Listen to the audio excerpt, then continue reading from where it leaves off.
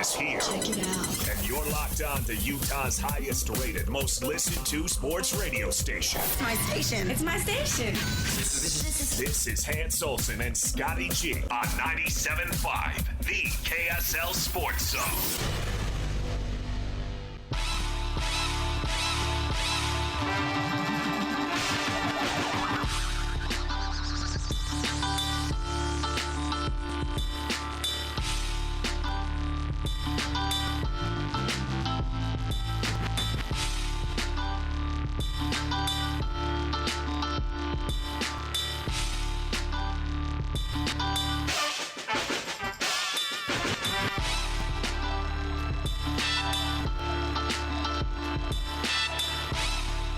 Let's make some donuts. Hans and Scotty, 97.5, the KSL Sports Zone.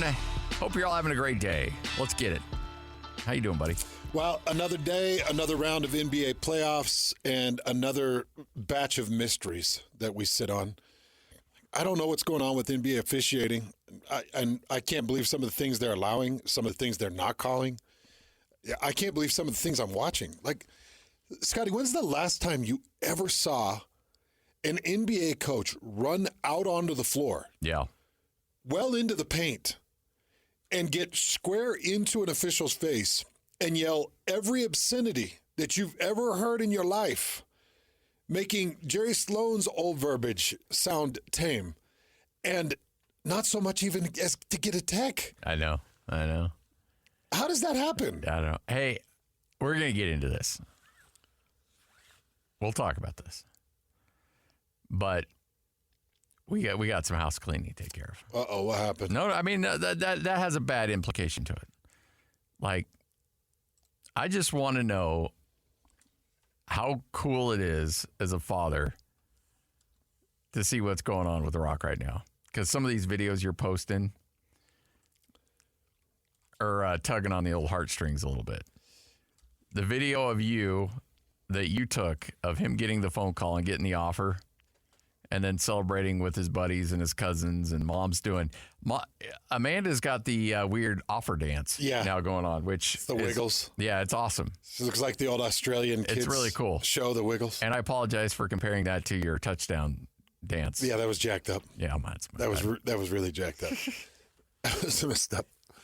But come on, man. I mean, you can take a moment and really celebrate this, because this is really special. It's got to be fun. You see all the work and all the effort and the adversity and everything else that he's gone through, and now seeing these offers starting to come in to play Division I college football. I mean, that's pretty awesome. It is. If I'm putting you in a bad spot not at here, all. No, not at all. It's just really gratifying. Yeah, it's more gratifying than when you get your own offers, because it's such a weird phenomenon as a dad of a son, where you look at him and you genuinely, with every piece of your being, want him to be better than you in every way possible. A better human, a better contributor, a better football player, a better student, a better dad, a better father. I literally want him to be better at everything than me. And it's really incredible when you see them put the work in, and you see, all of a sudden you see the gears start to turn, and he's like, oh, wait, yeah, okay, I am a lot bigger than everybody. And, oh, man, I do have speed. Holy cow, I've worked my core. I've got my feet moving a lot quicker. Holy cow, that helps, because I get in my position and I'm just locking people up. And it's watching everything click, and then watching college coaches out at practice, which, by the way, Ed Larson and Lehigh knock it out of the park. I mean, the amount of college coaches that come through with respect for Ed Larson is really impressive. Well, I mean, he's got a track record. I want to say there's in 3 weeks of spring ball, or 2.5 weeks spring ball, there's probably been 30 college coaches out there, 30 different universities. Wow, that's awesome. And then to watch the coaches out there, there was one-on-one in particular where Rock just grabbed the guy and basically just picked him up and took him off his feet and locked him up. And the coach actually turned back to me and was like, like gave me the wink, like that's you don't just do that. Yeah.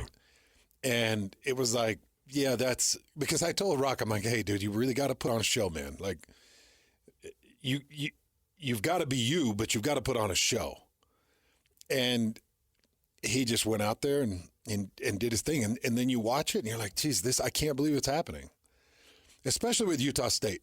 Utah State's a really special one. I don't need to tell you that. Yeah. I think you know better than anybody that, that Olsen name sits on that field, and you can't walk anywhere in the football facilities without seeing Phil or Merlin and their contributions. And my grandma's house sits in the shadows of that stadium, and where basically I grew up through summers. And Logan means so much to me. I've always loved Logan.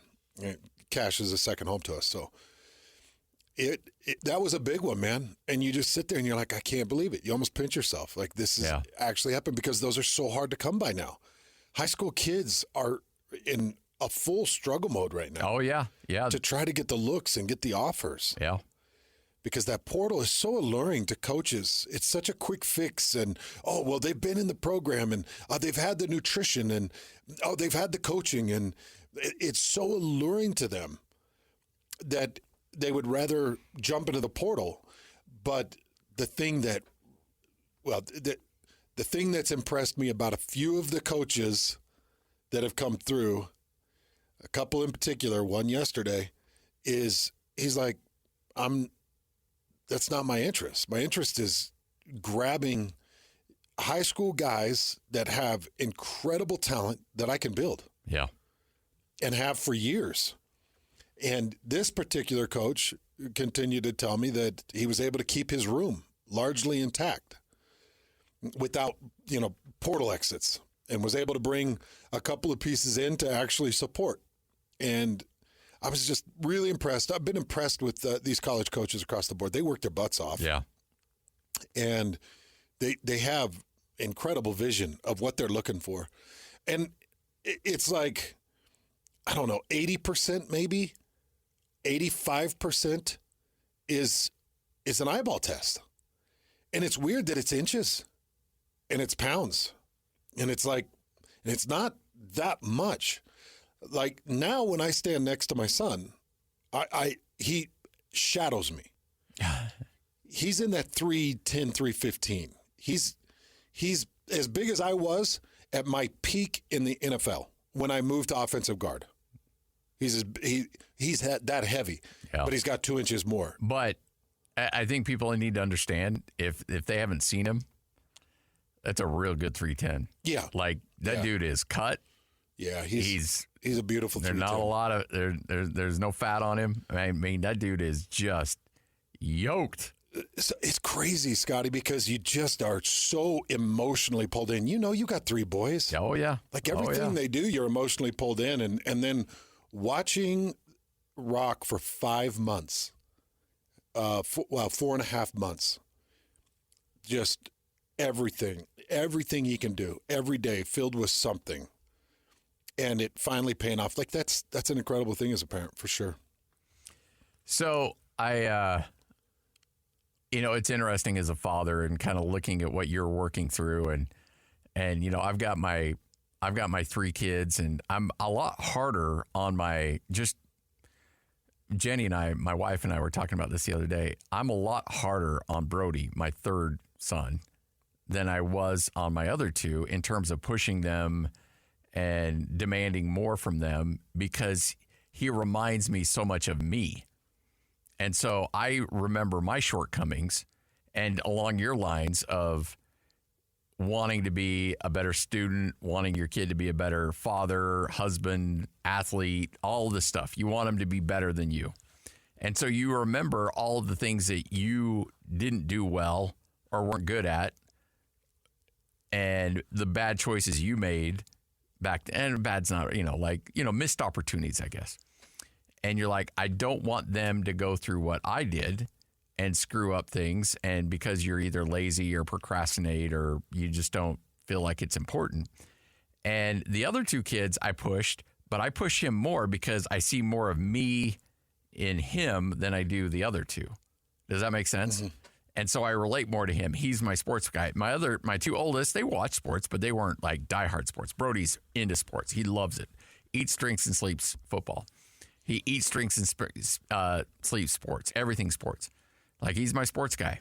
And because of that, like, I probably push him more than I do the other ones because I know that he has the same tendencies. He has my same personality. Like, he's my mini-me. He really is. And I love him to death. But then I'm also a little harder on him because I relate more to him. And I see some of the things that he does that drove me nuts about myself. And so I'm like, we got to be better at this. Got to be better at this. And he's like, well, you didn't get after Jake for that. I'm like, you got a point. Fatherhood's hard, man. It is tough. Hard. It's tough. And the fact that it's so tough. And the fact that we're not screwing these kids up even more than we already are. Yeah. Like, because I totally think, like, wow, Brody could, 15 years from now, you could be on Dr. Phil complaining about all the crap I'm doing. I doubt it. Buddy. I think you're headed in the right direction.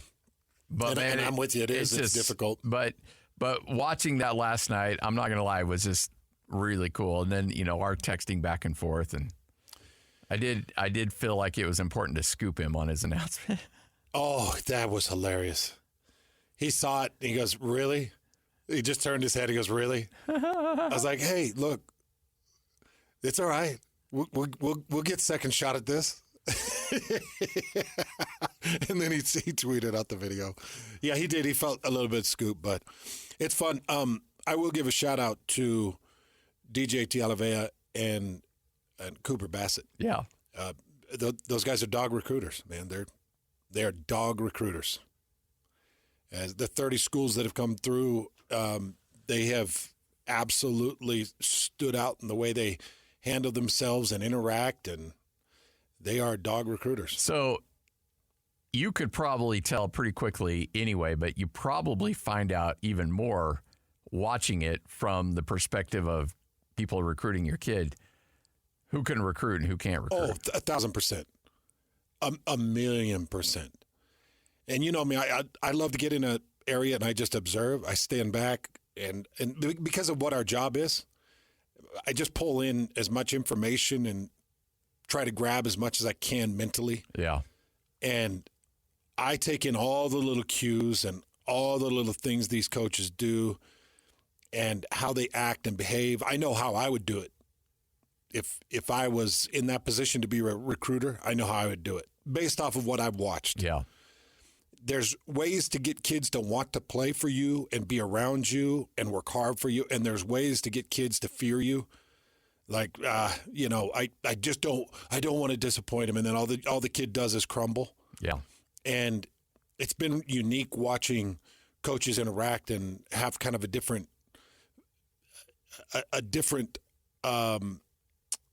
influence on the kids.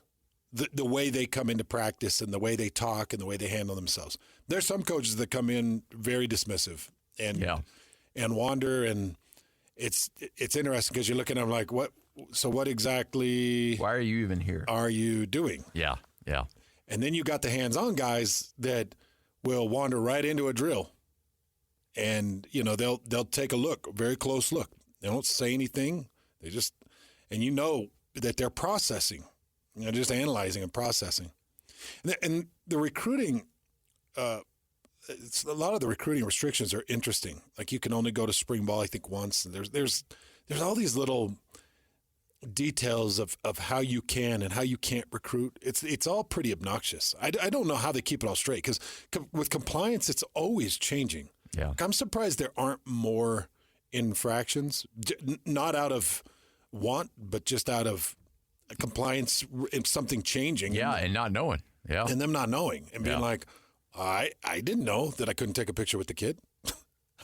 When did that happen? Well, that was 2 years ago.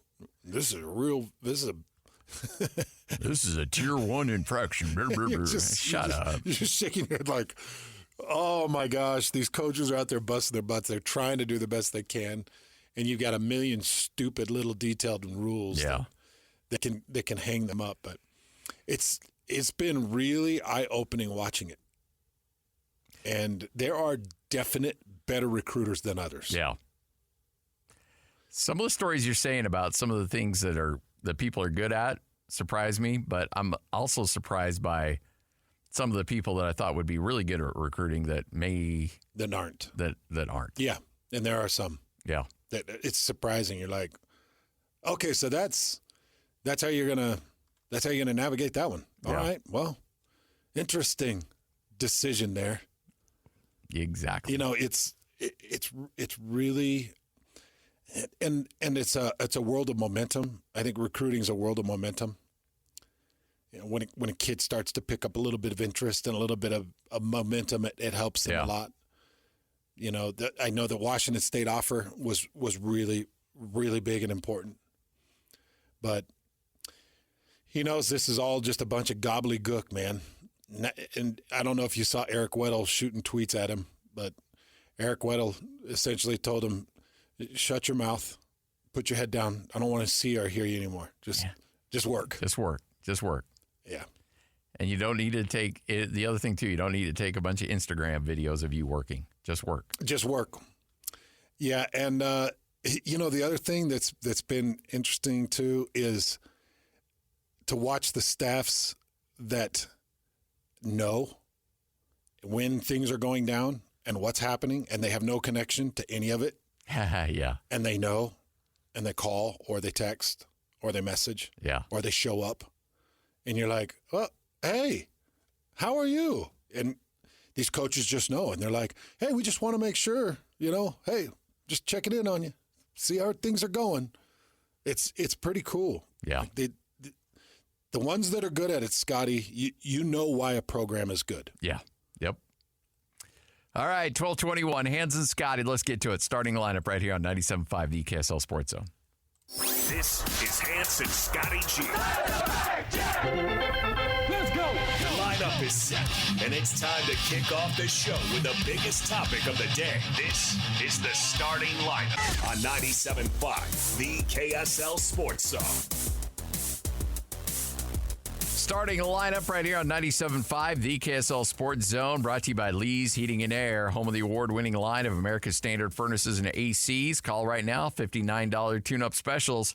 You can also go to leesheatac.com. Well, Hans, we got two more games under our belt, but the Knicks get the win, 121-117.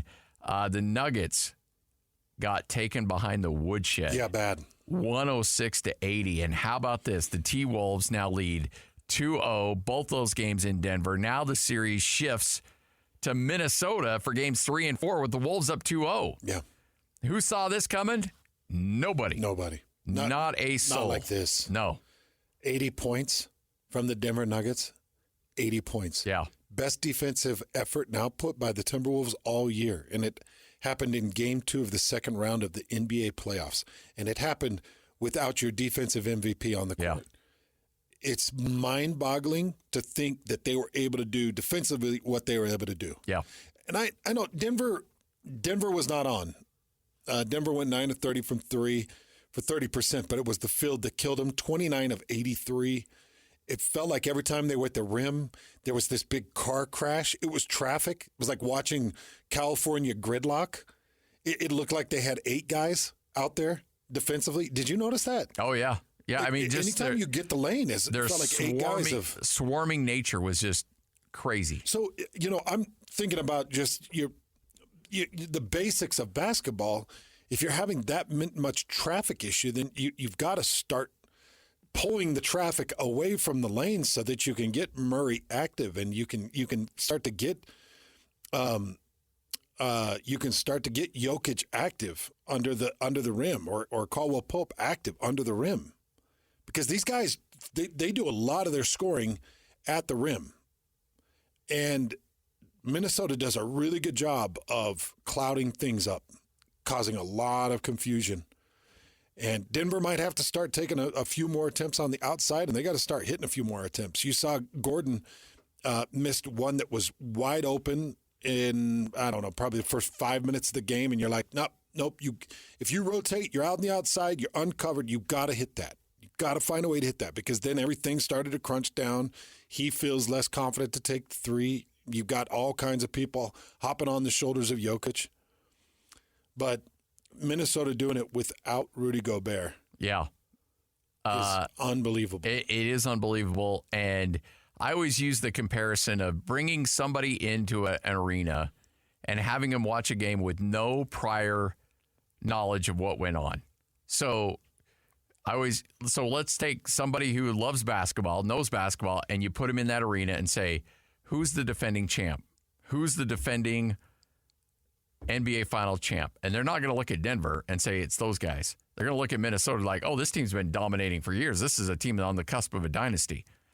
Because not only did Minnesota dominate that game in every aspect, but they played bully ball, and Denver looked like a mentally inadequate, soft team. Yeah. They looked over-emotional, and it started with their coach getting overly emotional. Jamal Murray was Rudy Gobert's baby that was born yesterday was crying less than Jamal Murray was. Yeah. Like, they were mentally just a mess last night. Now, I get it. Things were getting away from them. The home team, they weren't getting calls. I understand all of that, and you can be upset about that, but you've got to be mentally tougher. If I'm a Nugget fan, I'm embarrassed with how my team responded to adversity because they got smacked in the mouth, and that did not look like a team that knew how to handle any level of adversity. Well, you can't imagine it's going to get any better on the road. No, absolutely. Go back to Minnesota, and I think those fans are all kinds of liquored up and ticked off. They're ready to get in there and stomp some people. It's going to be a horrible environment to try to go play some basketball. It's a pretty healthy trip across the country. And it's going to be just a very unfriendly place. And you've got this momentum, and Rudy Gobert's coming back. I think that really you've got to start getting into the mind frame that Mike Conley, Rudy Gobert, and Nickeil Alexander could all end up with a ring this season. Yes. Three former Jazz players that were with the Jazz within the last 2 years, 2 seasons. And you're talking about within the last 3 seasons. And you're talking about each one of those guys hoisting a championship trophy, putting a ring on their finger. And that's a really tough pill to swallow. Yeah. There's nothing that the Jazz could have done to replicate the production of Anthony Edwards and Karl Anthony Towns. Like that, those are 2 individuals that you just didn't have and you couldn't have come by unless you had the number 1 overall pick and you were to grab each of those guys. Those are 2 number 1 overall picks.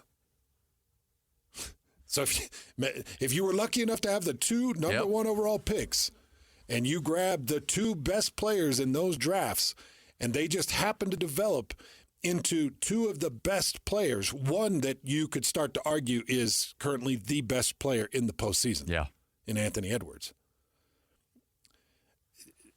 There's nothing you could have done with Mike Conley, Rudy Gobert, and Nickeil Alexander-Walker. It just wasn't in the cards. So you move them, and you try to hopefully hit down the line at some point with a number 1 overall or number 3 or number 6 or move something big because you knew you weren't going to get it done.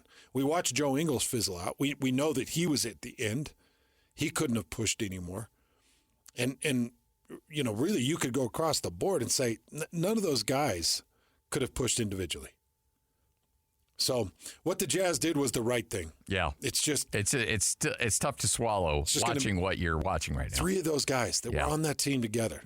Putting rings on their fingers. Hans and Scotty, 97.5, the KSL Sports Zone, could not be more happy than to welcome Wendy back into our studio from Bell Wendy. Medical. Wendy, it's so good to see you. How are you? Good. So nice to be here again. Oh, man. We're just glad we didn't chase you off. No, you guys are great.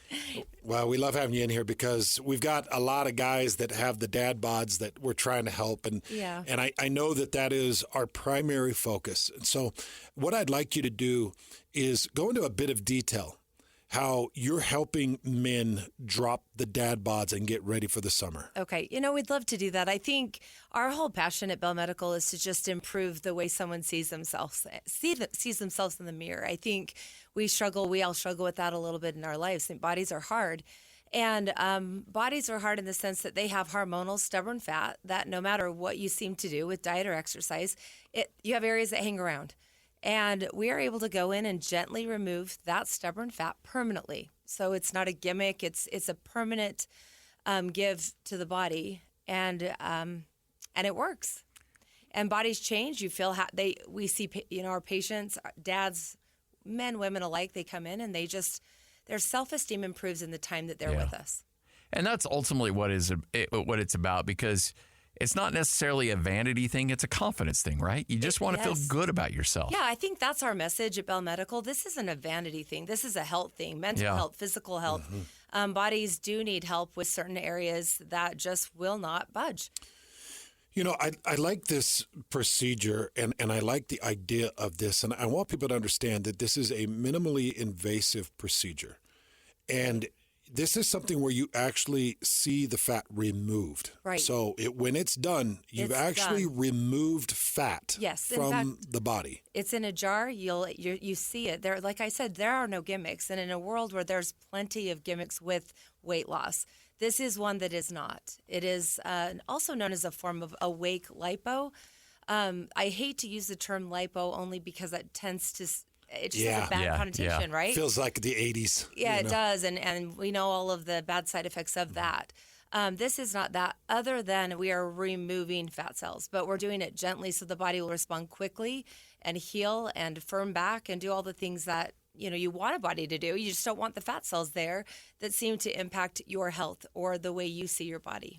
I really want people to just get the information. Go to bellmedical.com. That's right. And just get the information, and then you could make the decision for yourself. But it all starts with the phone call, the information, and really a good starting point, because you want people to be educated when they come in. Yeah, that's it. It's just a conversation, a non-pressure conversation. See if it is a fit for you. Yeah. It isn't for everyone, but I will tell you, it is worth your time to just see if this is something that might improve your life. We're going to talk about a lot of things. Obviously, the bell sculpting, semaglutide, you guys offer that as well. So many great options. Yes. Things like that. The dad bod makeover, the mommy makeover. So many great options. Mother's Day is coming up as well. So thanks for hanging out with us. But we're going to spend a lot of time really helping our listeners. For letting me be here today. It's so great. Thank you. Hans and Scotty, bellmedical.com. This is 97.5, the KSL Sports Zone.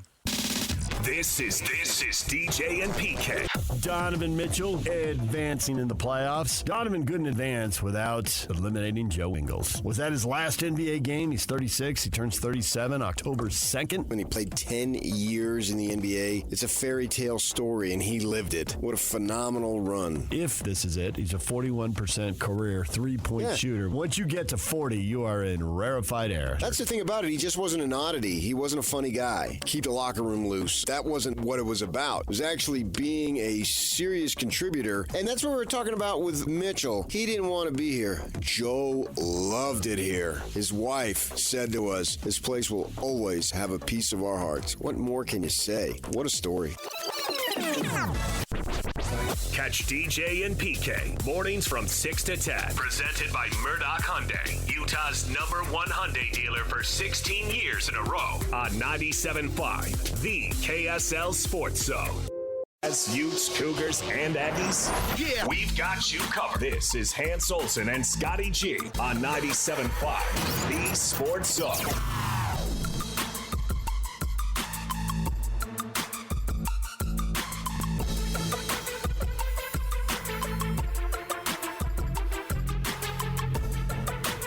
Hans and Scotty, 97.5, the KSL Sports Zone. Happy Tuesday, everybody. Hope you're having a good one. That's a good Tuesday, Scotty. It is a good Tuesday. We got a lot to break down in terms of the first milestone today for the NHL team here in Salt Lake City. Meaning we got NHL draft lottery tonight. Yeah. Yeah. How familiar are we with how it works exactly? Is it? Well, they got a 6.7% chance of getting the number 1 overall pick. Right now they stand at number 6.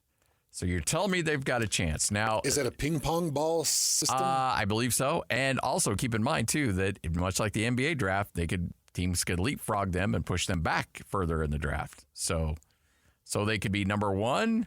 They could also be number 7 or 8. You don't know. We'll see. But I think this is going to be fun tonight. This is the first kind of milestone moment that we're looking at with this NHL team here in Salt Lake. Yeah, when it comes to the rosters. Yep. And how this roster is going to look and be constructed and where they're going to be able to draft. And for those of you that didn't get to hear the Bill Armstrong conversation, Bill jumped on with Scotty and I for 25 minutes. He almost hit us with the Governor Cox, gotta go, bye. Yeah. But he was kind enough to hang around, and he talked about the importance of the draft in regards to the NHL. He said, we will be built through the draft. Essentially. Yes. I hope I'm not misquoting. No, 100%. Because I asked him, how do teams really improve themselves? Is it draft? Is it free agency? Is it trades? And he goes, look, it's the draft. You find guys, you develop them, you give them reps, and then you see them flourish. And I know that this is a strong draft in terms of defensive players, defensemen. And that's probably based on what he's looking for and how he likes to build teams, is what I think this front office is really looking for. So I think there's value in what I've read and what I've researched in that 6 to 8 range. So even if they don't pick up that number 1 overall pick, which they would love, I still think there's a ton of value there. Sounds good. Thanks, guys. See ya. You got it, Governor.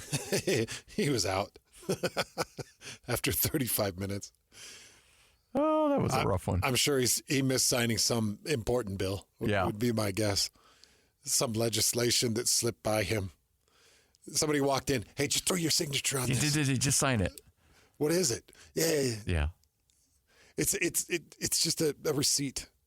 All of a sudden, his chief of staff's neighbor who hasn't mowed their lawn is now being audited. Well, I'm excited for it. It's going to be fun. And then we talked about this too. Utah's new NHL practice facility announced to be going in at the shops at Southtown there in Sandy, just off 106 South. The whole thing went under contract. It's 111 acres that's being purchased, and the plans are to put a couple of full-size rinks and a practice facility right there off 106th. And Scotty, we talked a little bit about this yesterday, but it feels like it's all the indicators of what's possible, but also where they want to house these guys. Because guys are going to want to be by the practice facility. That's where you try to get a house or something that's as close to the practice facility as you can. The actual stadium or the actual arena, it's like, no, we'll drive to that on game days, but we want to be right here because you go in, you put into work, you're in therapy, you're getting something worked on, and you are looking at the clock and you're looking at meetings and you're like, okay, I've got 35 minutes. Takes me 8 minutes to get home. I could sleep for 10 minutes, 8 minutes to get back, and enough time to throw some tape on or whatever I need to do and get going. So when you hear about the practice facility being off 106th, I think it's an indicator that a lot of people are going to be living in that Sandy Draper area. Yeah. The 70 or so that are going to be coming over in June, right? That's when they start to I think starting to leak over in June. Yeah, June, and I think then things start kicking off, in August in terms of camp and stuff like that. Yeah. So excited to see where they land, and I would love to see more details on the practice facility. And they are forthcoming. I know that I've had a lot of people ask me, well, is the Southtown Mall or the shops at Southtown, are they just tearing the whole thing down? And I don't think so. Because in the press release, it mentioned that they want to, make sure that they still have a vibrant center there for shopping and things like that. So I don't know what it's going to look like, but I'm really excited to see what it looks like. But I also want to revisit our conversation because I think this is important. The Salt Lake City Council has a meeting today at 3 o'clock. Our own Jay Stevens is going to be there. Jay's going to join us coming up in the 2 o'clock hour, and we'll talk to him about what to expect from that meeting. But I think it's important to note that, and I want to be careful how I say this because this is not how it was intended by the Smith Entertainment Group. But I also think that it is important to note that when your owner of now the NHL team and the NBA team acquires 111 acres, That's a lot of land to put in hotels, shops, parking. Those are big-time revenue streams. And to have 111 acres at your disposal to do with whatever you see fit to provide heavy revenue streams, hopefully everybody who wants that arena, wants that hockey team in downtown realizes we need to make sure that we do everything we can to give them what they need so that they can keep that downtown. It wasn't a threat. It wasn't even a reminder. It was just the knowledge that if there's any drama whatsoever in terms of that arena getting what it needs in the facelift and downtown getting the facelift it needs to be able to host hockey in the NBA, that there are options out there. Yeah. And Ryan doesn't want to use those options, but there are options. Like, you have 111 acres to deal with. As we mentioned yesterday, it would probably make far more financial sense for Smith Entertainment Group just to build a brand new arena and all of the ancillary items that go along with it in Sandy than it would be downtown Salt Lake City.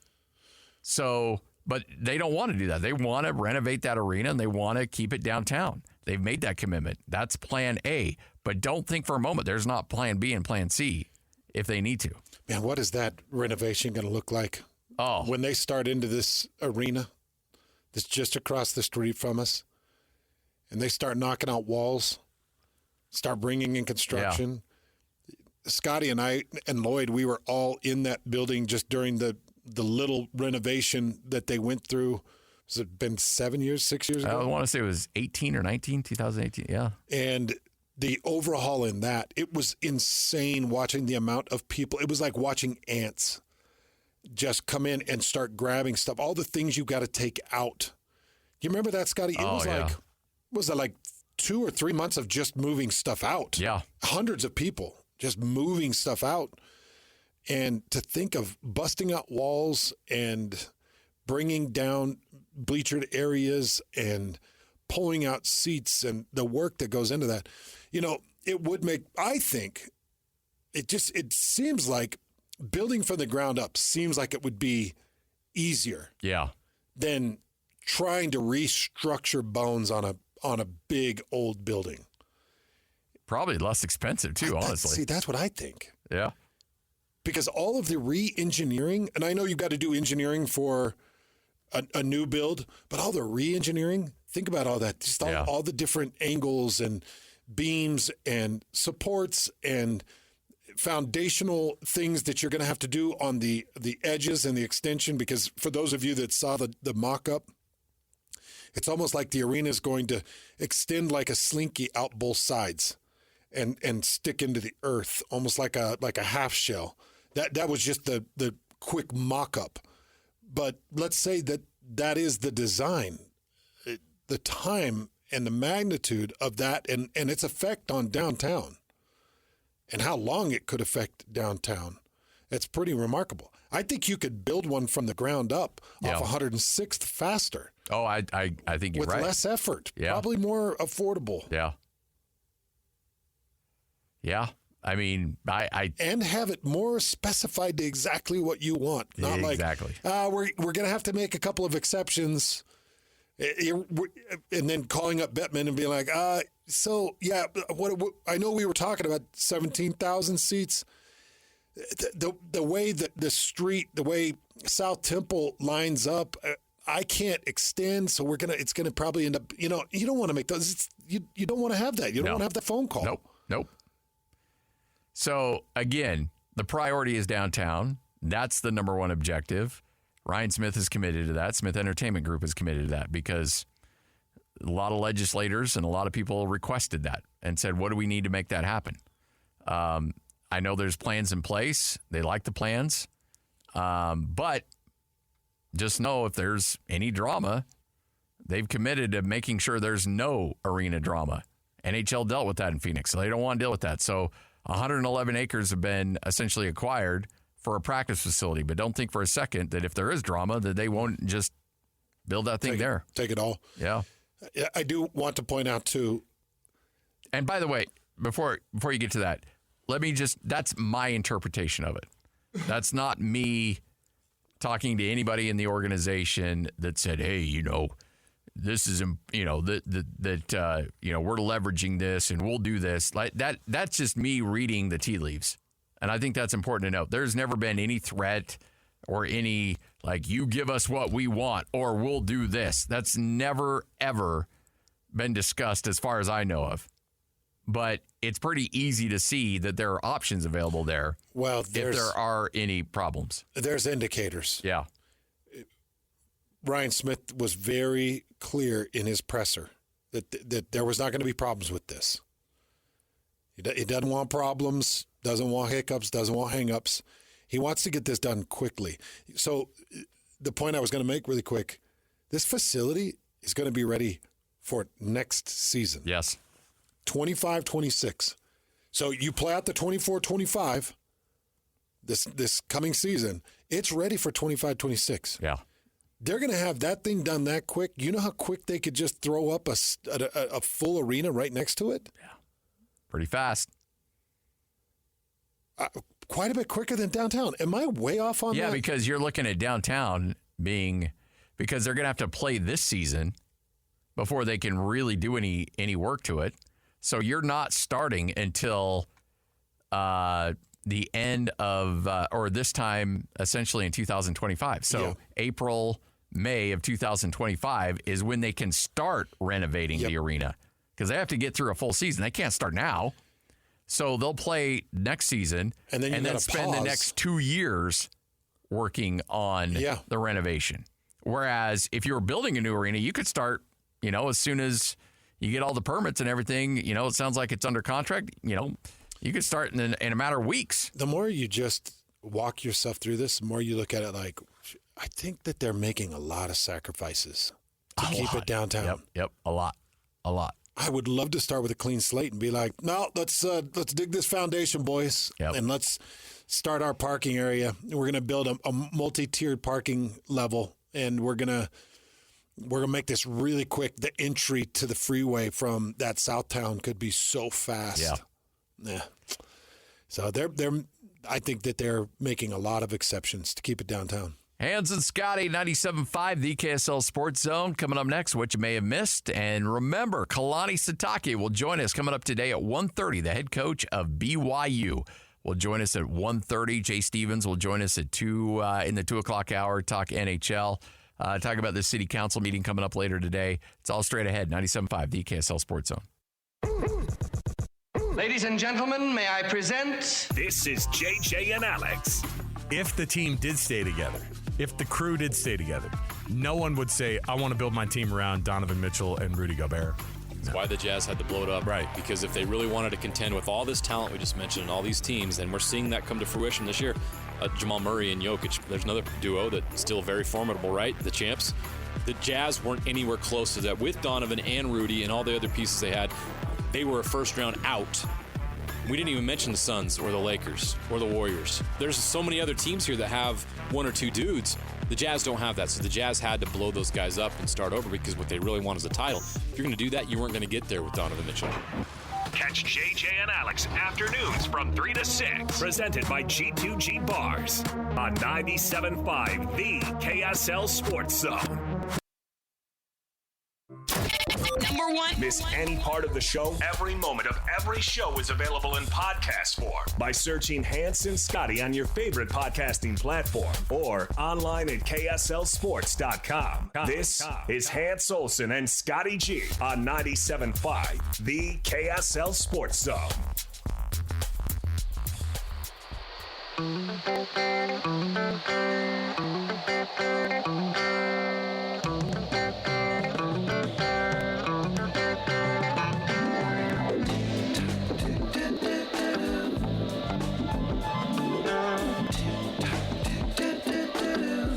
Hans Olsen, Scott Gerard, 97.5, the KSL Sports Zone. Time for another edition of What You May Have Missed right here on the Zone. Remember, Kalani Sitake will join us coming up at 1:30. We'll talk to the BYU head football coach. Big season coming up for the Cougars. And a lot of high, I don't want to say expectations, but They need to be good next year. Well, I was hoping that we get to talk to him about McKay Hillstead, but Lloyd informed me that McKay Hillstead has not signed his NIL. Is that so? Kalani cannot talk about McKay Hillstead yet. So we'll talk about his quarterback room. Maybe we can talk in generalities and be like, what is... would you say the guys in the room or the guys that are maybe coming into the room? I don't know. We'll get into generalities a little bit with that, but cannot wait to talk to... I just can't wait to kick off the post-spring, getting ready for summer camp type conversation with Kalani at 1:30. A little bit of breaking news. Former Washington quarterback, spent a year at Cal Poly, Sam Heward, is now committed to the University of Utah. So speaking about quarterbacks in state, he's a former 5-star guy in the October 21 class. This is Brock's nephew, not son, but nephew, Sam Heward. Started at Washington last year, threw for about 2,300 yards, 18 touchdowns in 8 games last year. And he is now the newest member of the quarterback group at the University of Utah. So he's on his way to the Hill. And that gives them a little bit of depth because they certainly need it. Obviously, Cam Rising's the guy. You hope he's the guy. But if, heaven forbid, something goes down with him with injury, are you ready to hand it over to Isaac Wilson? I don't know. But now you get a little bit more depth there with a little bit more Division I experience. Sam Heward, 6'2", 200 pounds. As you mentioned, he came out of high school as a 3-star. I think he was a 5-star guy. Oh, let's see. Transfer rankings. Oh, he came out as a 5-star. His transfer ranking is a 3-star. Yeah. So it's reverse of that. Interesting. Came from Kennedy Catholic High School out of Bellevue, Washington. I just texted Brock. I said, give me some insight. You said this is his nephew, Lloyd? Yep. Well, there's been some really good Heward quarterbacks. They've got a great mind for the game, fantastic poise. They might be – well, Brock was one of my all-time favorite locker room teammates. Just hilarious, but not over the line. Yeah. So it's a great family. Really family. That's a great bloodline to come from. Good people to have in your locker room. Hans and Scotty, 97.5, the KSL Sports Zone. Wendy's with us from Bell Medical once again. And Wendy, there's so many things that people can do to improve their lives right now. Right. Like technology has advanced so much. Right. To the point where, back in the day it was like, well, just go run, go outside and run for an hour and cut your calories and hope for the best. Well, now you can still do that, and you should do that to a certain extent. Absolutely. But also, there's a lot of things like, I've worked, I've tried to drop a bunch of LBs over the last year, but I can't get rid of this stupid neck stuff, and it's driving me nuts, Yeah. Like there's certain little areas that you can touch on, And they're genetic, and they're hormonal, and they're stubborn, and they just really love to hang around. And like you said, you've done a lot of work yourself, but there's an area of your body that still bothers you. Probably no one would ever notice, but we notice, right? Yeah.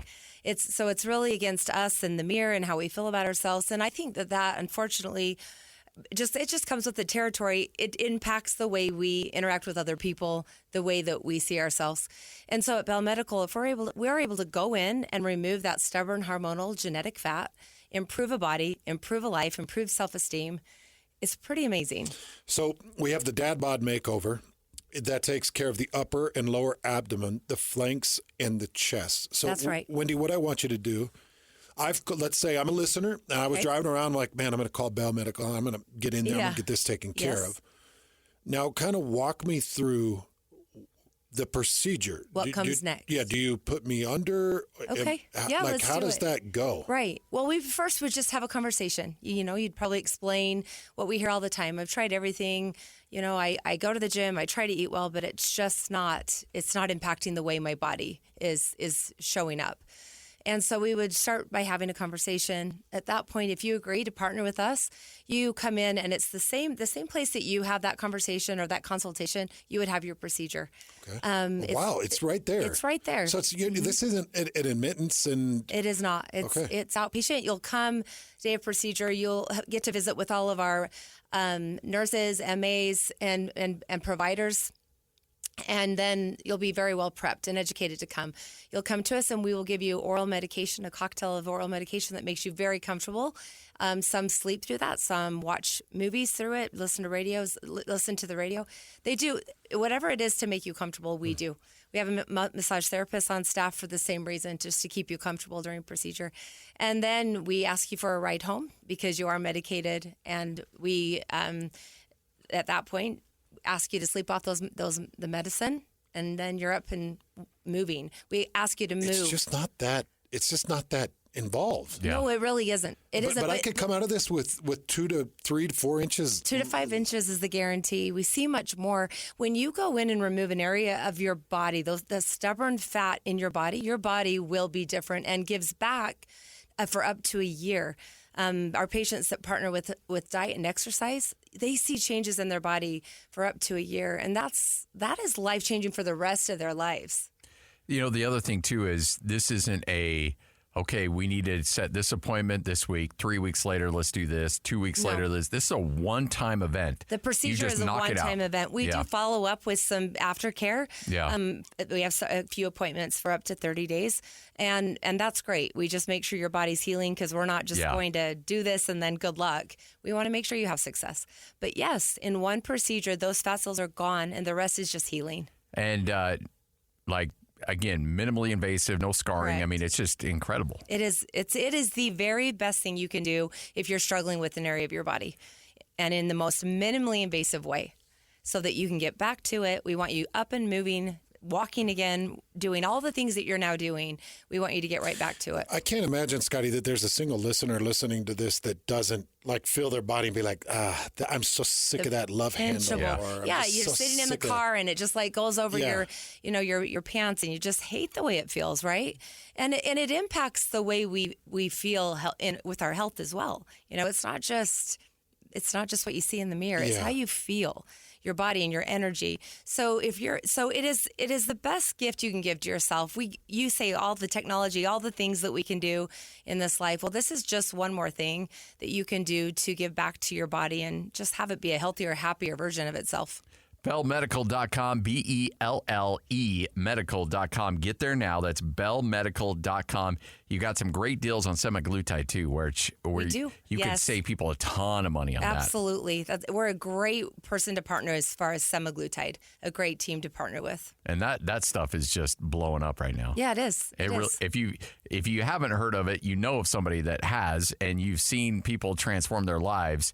And if you want to get in on that, this is a great place to take advantage of that. Semaglutide at Bell Medical. Again, BellMedical.com, BELLE medical.com. Check out that dad bod makeover. Mother's Day's coming up. They have a mommy makeover as well. So many great opportunities. Right. Go to BellMedical.com. This is 97.5, the KSL Sports Zone. You're locked on to Hans Olsen and Scotty G. That's right. Yeah! On 97.5, the KSL Sports Zone. The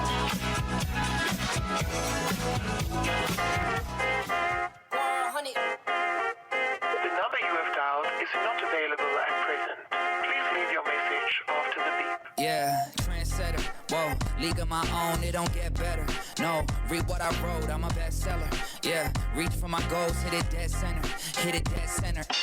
Bullseye, hit it the most, there's no misses. Something like fish in a barrel, it's no different. Blindfold on me, I still got the most vision. Trendsetter told them before, but they don't listen. Better, bring a better bat because I'm bigger, better. Solo single, selling several shows at every single second. Peter Piper picked a pack of pickle peppers, kinda came and crushed the competition. Hans and Scotty, 97.5, the KSL Sports Zone. Kalani Sitake will join us coming up in 20 minutes from right now. Hey, make Mother's Day easy and get the best gift ever, a blanket or robe from Minky Couture. Mom's going to love it. Shop online at minkycouture.com. But better yet, just go to a Minky store, mention the zone, and they're going to give you 55% off. That's 55% off. They'll even take care of all the wrapping, even better. Again, 55% off. Best gift ever at Minky Couture. And you know what's even better than 55% off is free. And we're giving away a free blanket right now. Call number 12, 801-575-ZONE. You'll receive a monster-size Minky blanket. But all you have to do is be caller number 12, 801-575-ZONE. That's 801-575-ZONE. All right, hands with Kalani Sitake joining us here in just a moment. We're going to move the good, the bad, the ugly to right now. It's time to saddle up and talk about the winners and the losers. This is the good, the bad, and the ugly. Now, here's the good. It's the good, it's the bad, it's the ugly. It's all brought to you by RGS Exteriors. Tim and the crew, whether it's the outside or whether it's rain gutters, whether it's a complete overhaul to the outside of your home, they can help make it happen. Call 801-280-3110. That's RGS Exteriors. Well, Dylan Gabriel, who was at Oklahoma, now is at Oregon. And I look, there's a lot of things that drive you nuts about all the collectives and NIL and all this other stuff that's going on right now. But he got, he's being very well taken care of at Oregon. He's a good quarterback. Good quarterback, good player. Well, his final year of college, he is now raising money and using his own money to help his old high school. In fact, he has raised with his own donations and other donations and his NIL money $250,000 to Milani High School in Hawaii. He's got an event called I'm Inspired. He's going to find a way to help his old football team collect Nike football jerseys, a full uniform equipment that he donated to the team. 500 people attended the block party event, and he is totally outfitting his old high school to make sure that they have all the things they need for the upcoming season. It's a school that's dealt with some poverty issues that have struggling funding the school, and he's pumping his own NIL money, and I'm sure being at Oregon, Uncle Phil has come in and helped out a little bit in terms of making sure that his old high school is coming up. And honestly, if when he's being recruited, he hits the portal and he's being recruited, and Oregon comes to the table, he's like, "Look, yeah, I'll come to Oregon, but I'm going to want this and this and this from Nike, and I want it going back to my old high school." It's pretty cool. And the fact that you can leverage relationships and leverage things to not just benefit you and your family, but to benefit your old community, I think is really cool. Oh, could you imagine being able to do that for Buck Low? Oh, I'd love it. Absolutely love it. Give back to our little towns that we came from. Said, I love this community. I love this island. I love Hawaii. It's special to me. If I can make a small impact and change the trajectory of just one kid's life, and I hope there's more than just one, it's all worth it. It's all about inspiring the younger generation. I hope this creates an inspiration to do more, knowing that other people have done it. Good for him. Yeah. There's your good. Let's get to the bad. Now the bad. So I would say that Penske is probably the biggest name in all of NASCAR. Sure seems like it. Would you agree with that? Yep. Roger Penske today said that he's suspending his president of Team Penske along with 3 others. Big scandal that broke. It's coming up. You got the Indianapolis 500 that's coming up, and this big scandal that broke. And what's crazy about this, Scotty, is the way it happened. First of all, I'll tell you essentially what these guys are dealing with. All 3 of the Penske cars had an illegal software system installed. Like, this feels like it's more than, we're just going to suspend them for 2 races. Yeah. I want you to hear me out on this, because it feels like this is a lot deeper and darker and ugly than a 2-race suspension. And maybe this goes right to Roger Penske, and maybe you start looking at him. So all 3 of Penske's cars had an illegal software system that was installed that basically allowed drivers to use the push-to-pass function on the starts and the restarts. And that system's controlled by IndyCar and disabled on starts and restarts when the extra boost of horsepower is illegal. So they monitor that. Now, this is what's crazy. Because it was an illegal installation, they had shut down that system in all the cars. 3 of those cars didn't shut down. And so they're like, could we take a look at your vehicles. And they had full-on illegal software in their cars. Wow. So IndyCar's investigation showed that the software had been in place in the season opening race, and it was used to the advantage of Penske's cars 3 times in that race, where it gave them an advantage. And so they're like, so I'm looking at this thinking, all right, you're going to suspend him for 2 races, which does include the Indianapolis 500. That's one of the big ones. I'm sure they're sick to be suspended through that. Yeah. But to me, I'm like, what? Tell me more about what you knew about this, Mr. Penske. And so you're going to just blame your president? So that's who you're suspending, and then 2 others, a driver. What? How are you taking responsibility for this? Because this is under your watch. This is under your watch. This is with your name. And even if you didn't know, there's a thing called lack of institutional control. Yeah, there's something that goes much further than this. And so I don't know if they can get to the bottom of if it was only in this racing season or if there was previous racing seasons and just how deep this cheating goes. But it is exactly what it is. It's cheating. Yeah, 1,000% it's cheating. And I believe it's cheating in an industry that has an absurd amount of cheating. It's one of the reasons I always struggle with racing. Yeah. Because anytime you're racing, whether it's horses, whether it's cars, anytime you're racing, you can only hit a certain amount. And then it's like, oh, what? It's like with the little derby that the scouts did. The Pinewood Derby The Pinewood Derby. Yeah. What did you do? Think about what you did when you were a little kid. You try to get as much weight in the front of that car as you can. Yep. You'd hit those wheels with graphite. You'd try to weight it or expand it or build the wheels out. You take every cheating advantage that you can. It's always felt like it's a cheat-worthy sport to me. Yes. So when you find something where it's illegal software and you're like, I'm just going to suspend a couple people for a couple races, we're good, right? I don't like that. No. I don't like that, buddy. I think that's... Something's dirty. I think it's dirty. Yep. All right, there's your bad. Let's get to the ugly. And of course, the ugly. Well, last night, it was ugly for Denver on multiple levels. They get blown out at home. They're now down 0-2 to the Minnesota Timberwolves with games 3 and 4 coming up in Minneapolis. And Jamal Murray just looked like he was all out of sorts last night from tip-off. No composure, harassed, and had some fouls that he committed because he was just angry. Yeah. He was all out of character. So 17 points down, he goes to the bench, sitting in second row, takes a towel and hurls the towel to the baseline. You see the official kick it back. He saw it and kicked it back and didn't see through it. Then he grabs a heating pad. He throws the heating pad and it made it down onto the court.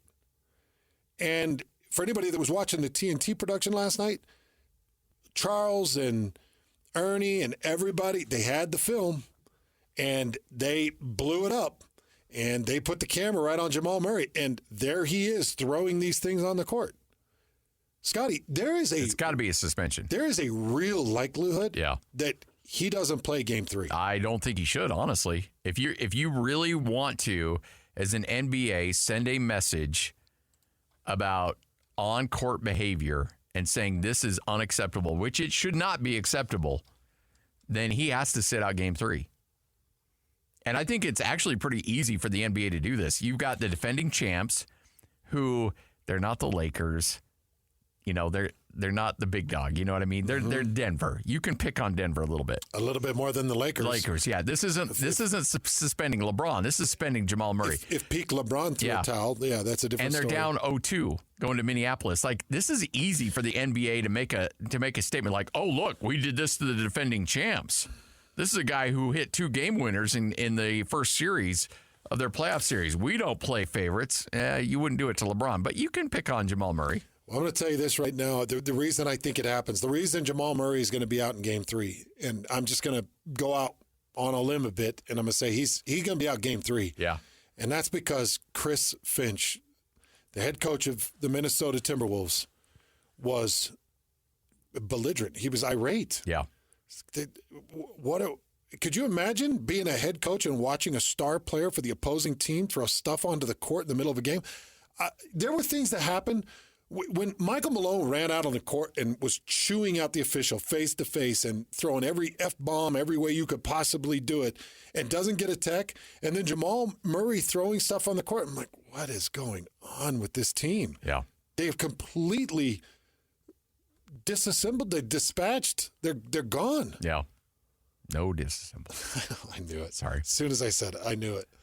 Hans and Scotty, Wendy's with us from Bell Medical, BELLE medical.com. Get there now. And I love the fact here, Wendy, is that you've got guys out there and women that are just trying to improve their lives. They want to feel better about themselves. Right. They're courageous, really, to come in and have these conversations. Yeah, and it's okay. Like, we're in a day and age where you can say, look, I want to look better. I want to feel better about myself. I want to have that confidence. And we talk about the dad bod makeover where, there's this procedure is just remarkable. The latest, greatest technology. And then you can supplement with that, the semaglutide. Right. And, I mean, look, that's a win-win right across the board there. Yeah, they really are. They work so well together. The procedure is different from semaglutide because we go in and remove the stubborn fat areas. You mentioned earlier a chin. There's areas of the body, love handles, just that don't respond even to something like semaglutide. So you're able to remove the stubborn fat, sculpt the body so that it looks differently. And then with the semaglutide, that can enhance your results it makes it easier to have better eating habits. It curbs the appetite. So it allows you then to get in just a healthy habits, add healthy habits into what you're doing. So Wendy, let's say I'm listening and I'm curious. Mm-hmm.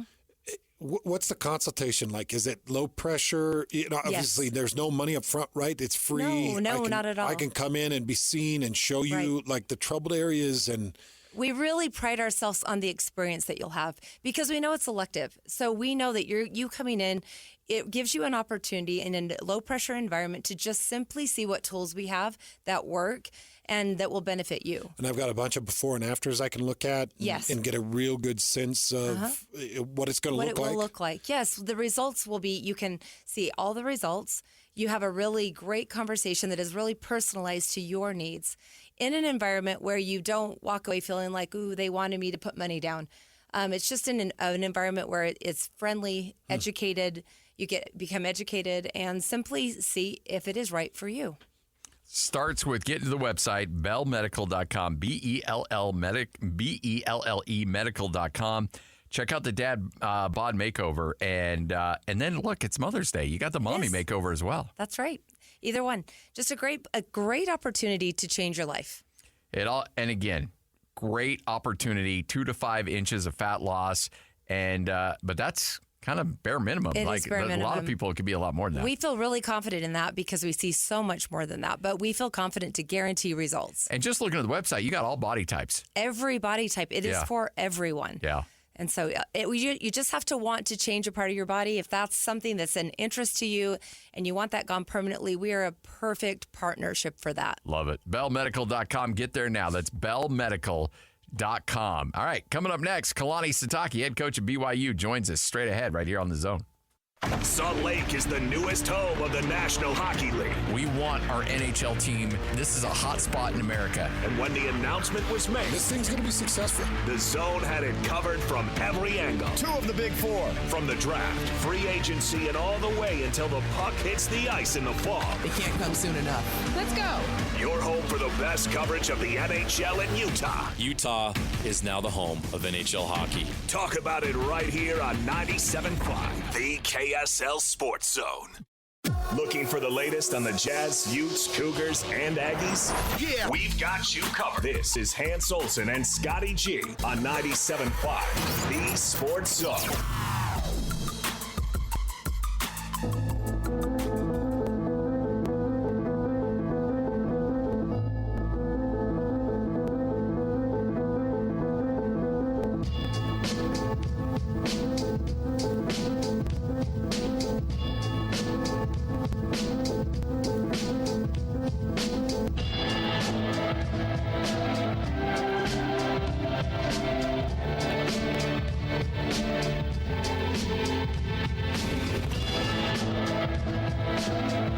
Hans and Scotty, 97.5, the KSL Sports Zone. Kalani Sitake will join us coming up here in just a moment. Head football coach at BYU. Tell you what, there used to be moments of the year where things would slow down for these guys. I don't know if that time ever exists anymore. I hope it does. Kalani's a family man. Like, he's got people he needs to spend time with and love and enjoy their growth. And he's got to procure an amazing marriage. Like, he's got a lot of family life he's got to take care of.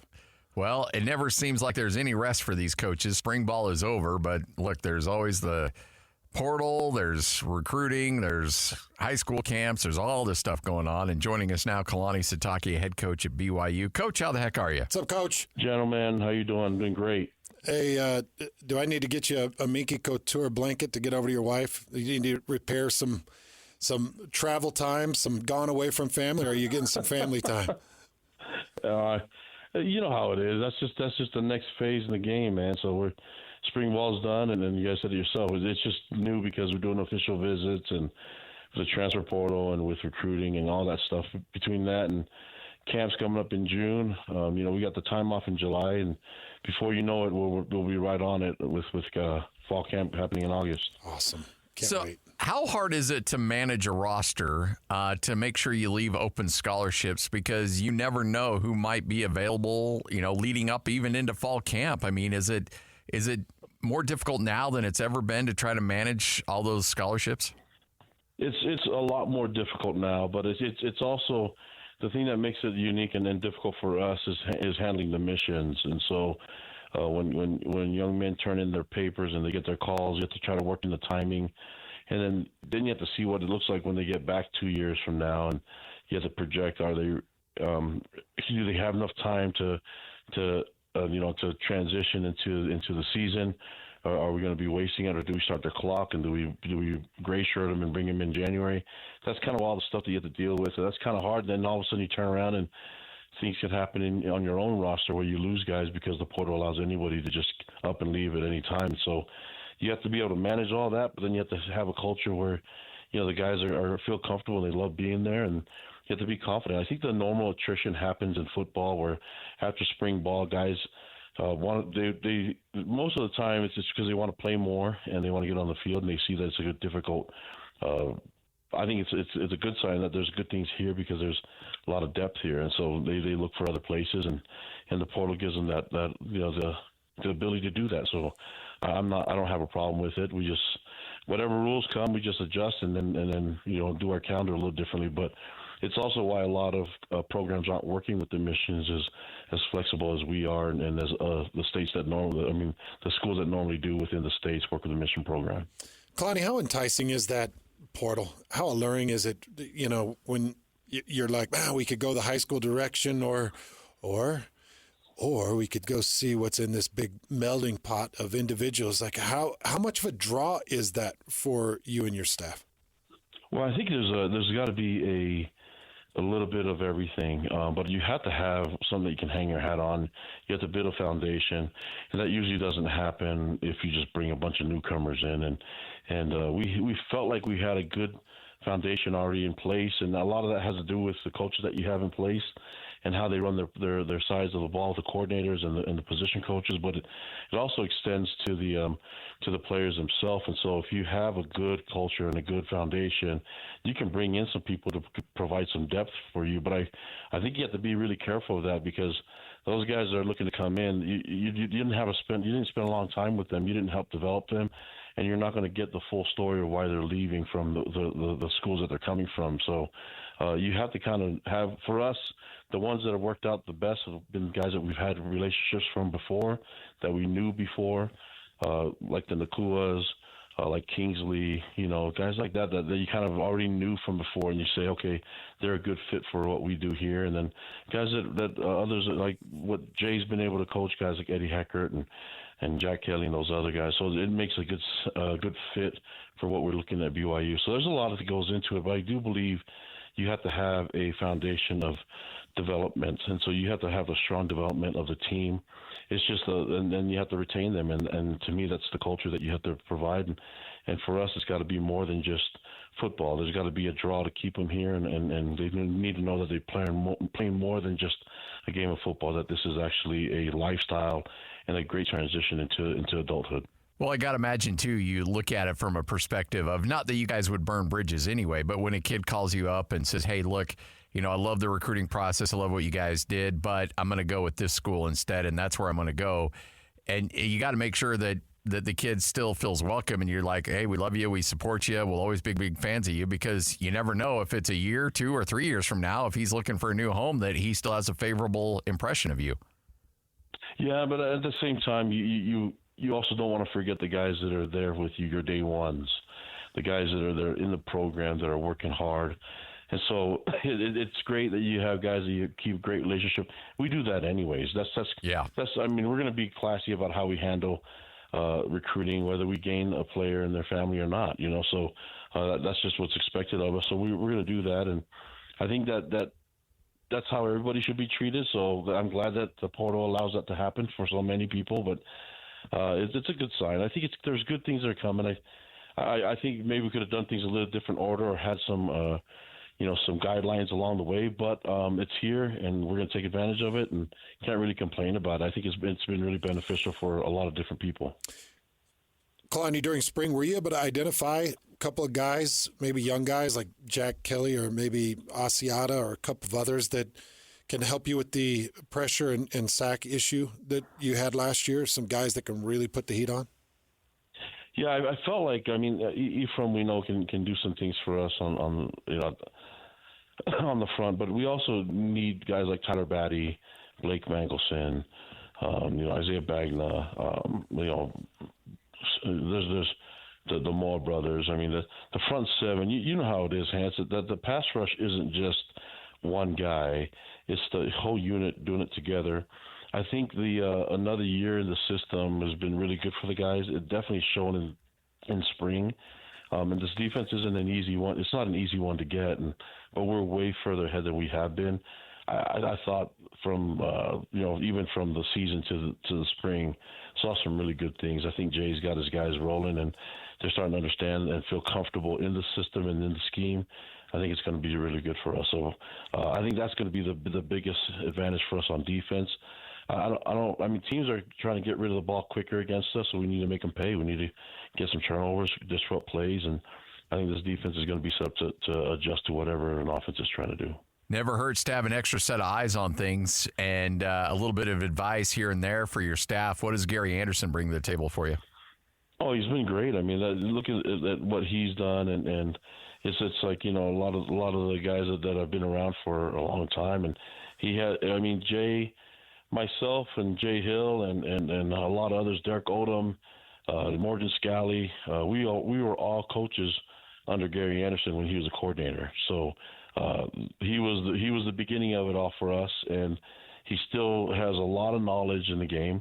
Helps that he's been a head coach too, and that he knows the state. And so having him around has been really good for us and for our guys. I think Gary, it's interesting because Gary wants to be around and help advise, but he wants to step back too and allow the position coaches and coordinators, Jay, to handle their stuff. And it takes a guy that has extreme humility to be able to do that. And I appreciate him being in the position where he can help out, but then also not to be too overbearing, allowing Jay and the rest of the staff to grow. It's been helpful having Chad TJ Woods. All those guys are in the system, and we all speak the same language. So it's been nice having the entire staff working. You can see how it works in recruiting.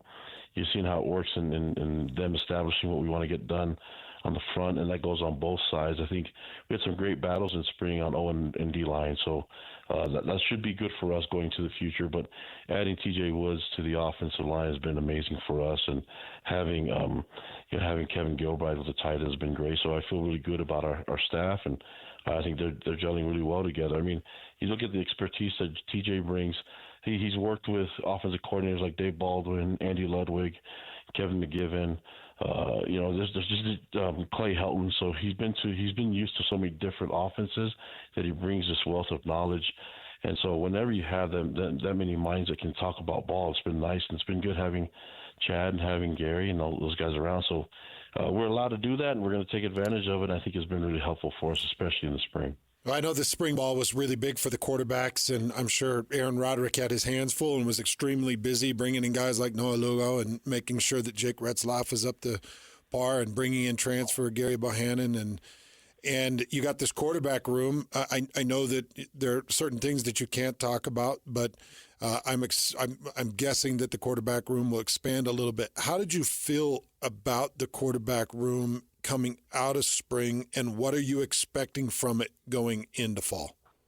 Well, there's some really good things that came out of the quarterback room, and first of all, giving them some time to throw the ball helps out quite a bit. And but in the competition and allowing, you get the best out of all of them. I think the best thing that's happened for Jake is having Gary here, and then having also Trayson here. So having those guys compete. We need to add more talent. The competition is always going to be the key, and as you go through the transition, and even, I mean, not a lot of people know what's going on in our quarterback room. They don't know what guys are thinking for the future and things like that. So we always have to be in the best position so that we're not left without. And then whenever there's great talent that's around the corner, I think we can't turn that down. And so looking at where we're at right now, and we're in the transfer portal, we're not hitting it as heavy as we have in the past, but I think we're filling some really good spots, and I can't turn down great talent now. Being able to give them the opportunity to compete, that's what we're working on, and I think we're getting there really closely. So I feel good about where we're at. I feel good about the system. I feel great about the way A-Rod's commanding the room and with the quarterbacks, and I think they're going to do some good things. But quarterback game can improve drastically if we can take care of the front with the O-line and tight ends. Kalani Sitake, head coach at BYU, joining us here on 97.5, the KSL Sports Zone. Obviously, the end of the season didn't go the way that you would have liked in the Big 12. What do you attribute that to? Is it just the fact that the grind of playing that schedule week in and week out took a toll? Depth? Like, what do you learn from how that season ended and what you can do to implement, potential changes or alterations to make sure that you finish stronger in 2024? Well, I think you have to assess all of it, and then you look at, okay, where are the issues and how can we fix them, and then you want to make sure that you get to the error where you can fix it. And I think we did that in the offseason. I would be concerned. I mean, you're looking at the Big 12 season. The guys that called the plays were guys that Jay, myself, and A-Rod, we've been in a position where we went from the Mountain West to the Pac-12 at Utah. So we're trying to explain to everybody, hey, you just got to get ready for this. And it was a learning experience for everybody, including the fans, and it was a learning experience for the administrators. We haven't been through that yet, and there are some moments where you're like, okay, what the freak is happening? We're not playing up to our ability, and why is that happening? And so I would be really concerned if we didn't have any fight or any situations. If it's looking at the record, I'd be really concerned if we didn't finish strong. I mean, granted, we lost in double overtime to Oklahoma State in a close game to Oklahoma, but the way the guys competed, I feel really good about. Now we got to build on that. It's still not good enough. I mean, you're talking to a staff that's not. We're not going to be content with being able to compete. We want to win, and so taking the next step. Going through the experience is one thing. I can tell you when we go through the experience of the conference, these guys know what to look towards now. When you look at Tyler Batty last year, and we're talking about the Big 12, well, now he knows what it takes to become a first-team All-Big 12 player if he wants to do that this year. And so these guys have something to kind of compare it to when they weren't really sure. And we were in the independent area, which was different because we had a true preseason and a conference season. These guys have never done it, and I've never done it as a head coach, So we're all going through the learning moment. It'd be foolish of us not to learn from the experiences and not to capitalize on those learning moments, and I think we're doing that. Now, I really don't care if people want to talk about us or not. Let's just get to the season. We'll see what happens. But if you look at what we've done and look at the people that are on the staff and you look at the culture and the way our players are, I think you should be expecting some improvement to next year. Kalani, what percentage of kids now, whether it's recruiting out of the transfer portal or recruiting high school, what percentage to you or to somebody on the staff says, what type of money are we talking about? In terms of what type of Yeah, collective, like NIL, like when when these kids do they demand it? Do they ask for it? Or is it awkward? What's that like? Yeah, it's all of the above. And so when you have so there's some recruits that all they want is money, and the conversation only starts there, right? And so that's not our thing. But listen, we're going to do whatever we have to work with. That's what we do. But there's got to be more to us than just our money. I mean, Hans, look at yourself and look at me. We outkicked our coverage when we married the wives that we have, right? Yep. And so we were great salesmen in showing them the better parts of us. We just didn't rely on our good looks. We didn't rely on our good looks to seal the deal. And so we got to show everyone why this place is special, why it's unique, and why the focus can't just be purely on one thing. Let's look at the overall picture. Let's look at the people that are involved. I've said this before. You look at the network and the people that are here at BYU connected to BYU. There's nothing better. And when you look at the people that you get to interact with, I mean, Hans, you and I, we married her. They're the ones that we can connect with here, right? Mm-hmm. Amazing people. Amazing people on campus and amazing alumni.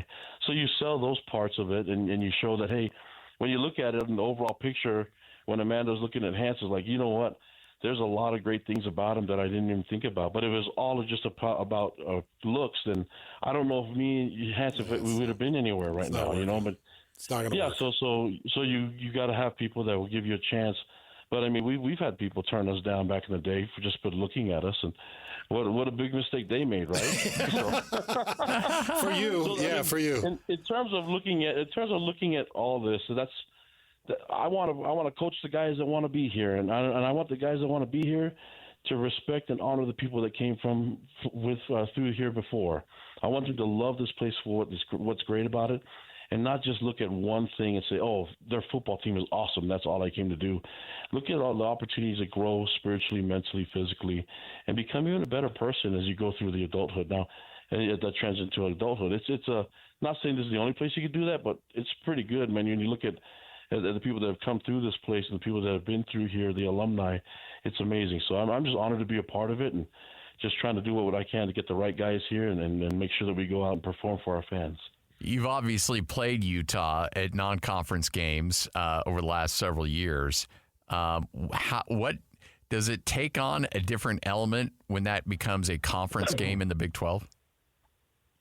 I don't know. I think it's always been the same. It's been whether it's a conference game or not. It's the rivalry game. It feels right. Whether we were in the Mountain West together or we were independent and they were in the Pac-12 or whatever was going on, or back to the WAC days. This is a good game. This is a game that a lot of people love to see, and so I'm just glad it's back on the schedule. Looking forward to it. I mean, there's a lot of great connections between the two schools, so I think it's going to be a lot of fun. It just makes sense for the game to be played every year. Kalani, we appreciate it. We probably kept you longer than we were supposed to, but it's always fun catching up with you. Is there a time frame where you do get a little downtime? Is it July? When can you guys get away for a little bit? Yeah, July is a good day where it's a dead period, so everyone has their time with their families right before you start camp. June, you get to do some camps. You get to do some golf tournaments.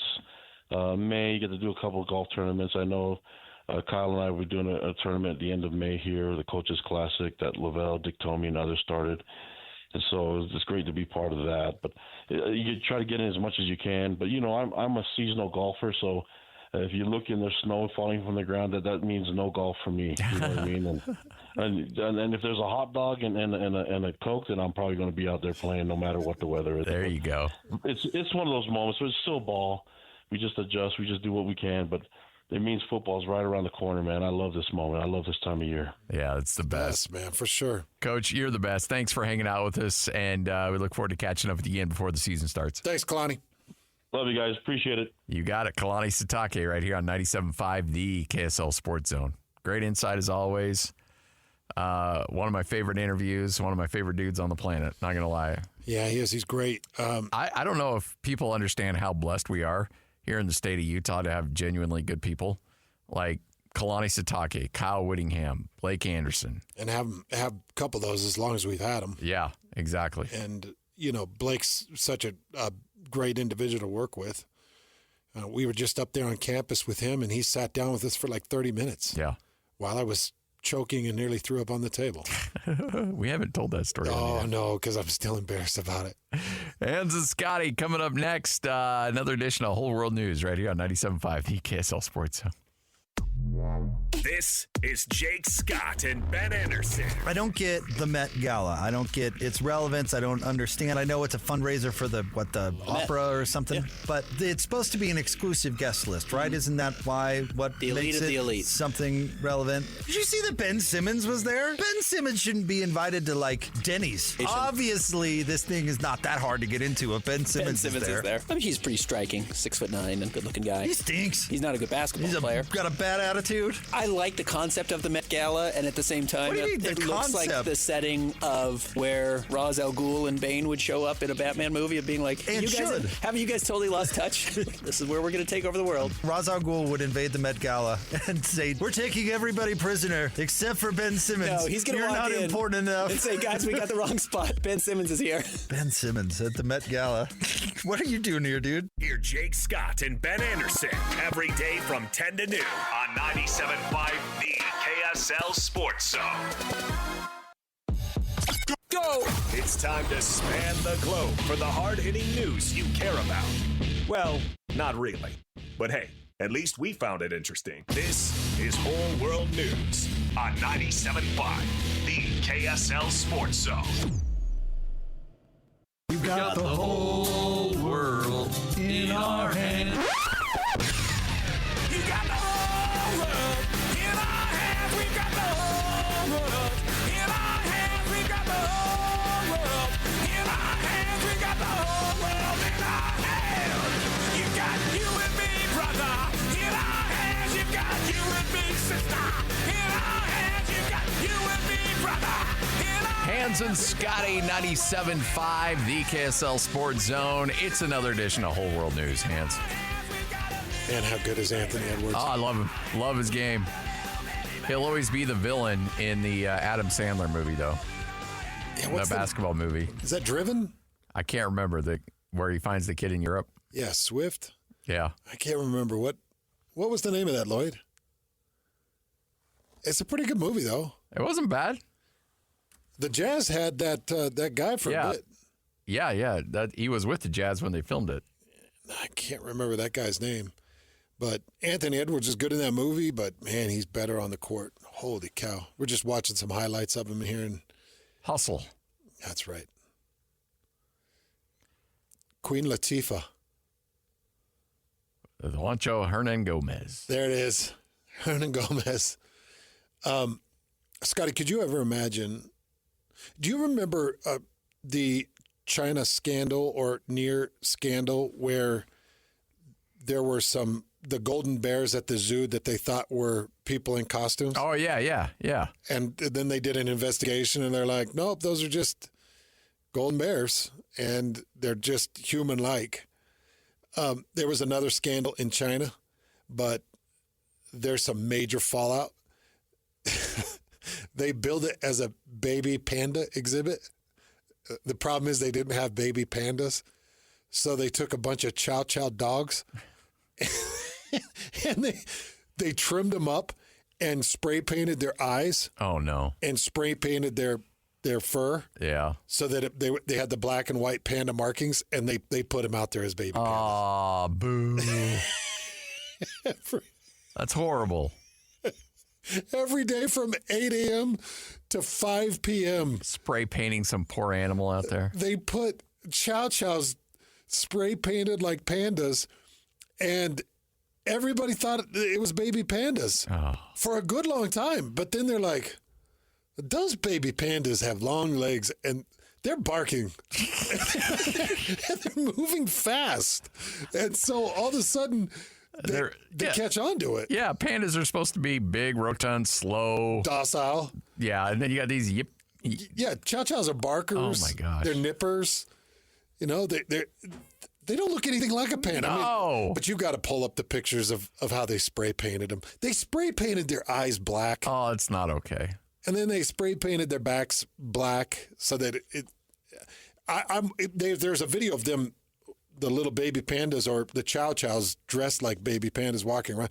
For just a second, I was like, maybe if I was at the zoo, I'd be like, hey,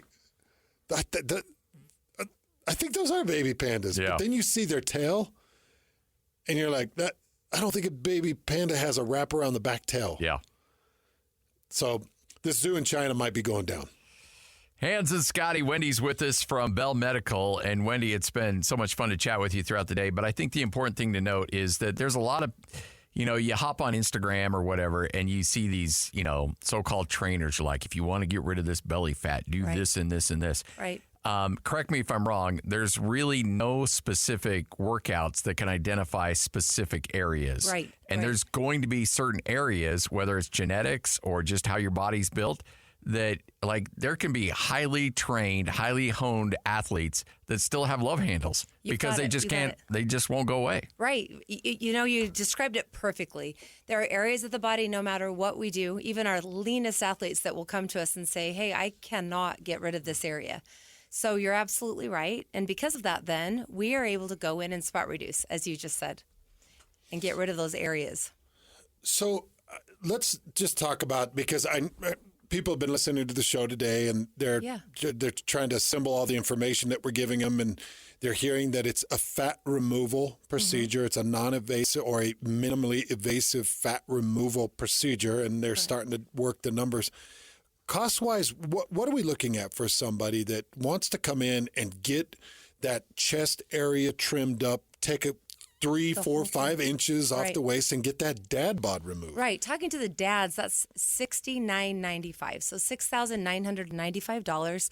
But that is an investment in your body where, like you said, we are removing fat cells. We are changing the body. We do that in one procedure, and those fat cells are seen in a jar, so you know they're gone, but it is done in the most gentle way out there. So it is for that price to go in and impact your health, mental health, emotional health, the way you see your body, the way your body performs for you for the rest of your life. I mean, that's a pretty great investment. Do you have... Is there a gifting idea on this? Because Mother's Day is coming up. Yeah, it is. Is there a gifting idea for that woman in your life or that mom? Or that's a tricky thing, only because it's hard to say, hey, Yeah. You're, you need to use this, honey, or whatever. But that said, yes, we do gift cards. We do things that can make it, and we've done that. We've done gift baskets. We've done a lot of things with husbands or wives want to give something to each other. But I would probably just give the opportunity to come in for a conversation. Yeah, at the very least. Just have a conversation with us, because I think you'll find it is the very best place to have that conversation. The other thing, too, is there's a lot of places that want to rope you into these memberships and monthly fees and all these other things. Like, especially when it comes to semaglutide, it's like, look, this is what we offer. This is our price. Right. You can start it, and then you can stop it whenever you want. Yes, with us, you can start and stop anytime you want. We just see it as another tool that is a great partner to our procedure. I know that everyone out there has seen someone who's had great success with semaglutide. It works. But the fat cells, they increase and decrease. That's how weight loss works. Where procedure, the fat cells are gone. So together, it's a great partnership, to use that weight loss, and you get in a habit of healthy eating so that you're getting those fat cells to decrease, right? But when there's less fat cells to go up or down, that is massive change. Yeah. So together, they just are great partners. Go to bellmedical.com. It all begins by going to the website, Hans, bellmedical.com. Yeah, and so this procedure, it will remove the fat, and you guys can actually contour, like you can actually make it symmetrical and look right. That's what's so amazing. Because there's some horror stories out there with lipo. Yeah. I know, and I've heard them, and that is exactly what we're not. So we're able to go in and contour and shape a body while removing those fat cells, something that we can't do in a gym very well. You can't change your shape. We have so many success stories where we've had patients say, my body would go up and down with the same shape. Yeah. But when you go in and change the shape of a body, and then it has less fat. I've got to imagine that that's some incredible conversations when people come back to you for a checkup, and it's like, I'm down. These areas aren't bugging me. it's got to be really gratifying. The best part of what I do and why I've done it for as many years, I've been with Bell Medical 7 years. It's why I do what I do. Because the frustration point for people that are dealing with this, you just get so sick of it. You don't want to take your shirt off at the pool because you're like, I just don't. And it impacts like interaction that you would normally have if you could just get rid of that shirt and go play confidently.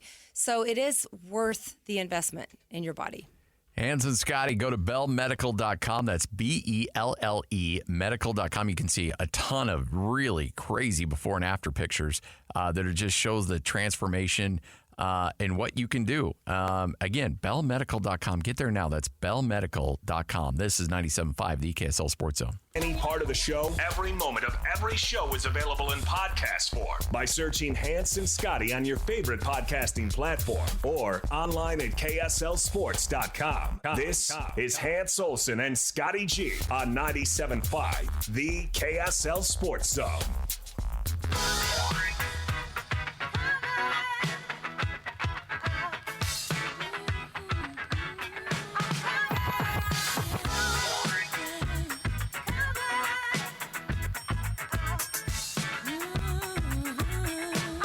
Hans and Scotty, 97.5, the KSL Sports Zone. Final hour of the program. Thanks for making us part of your day. The man, the myth, the legend.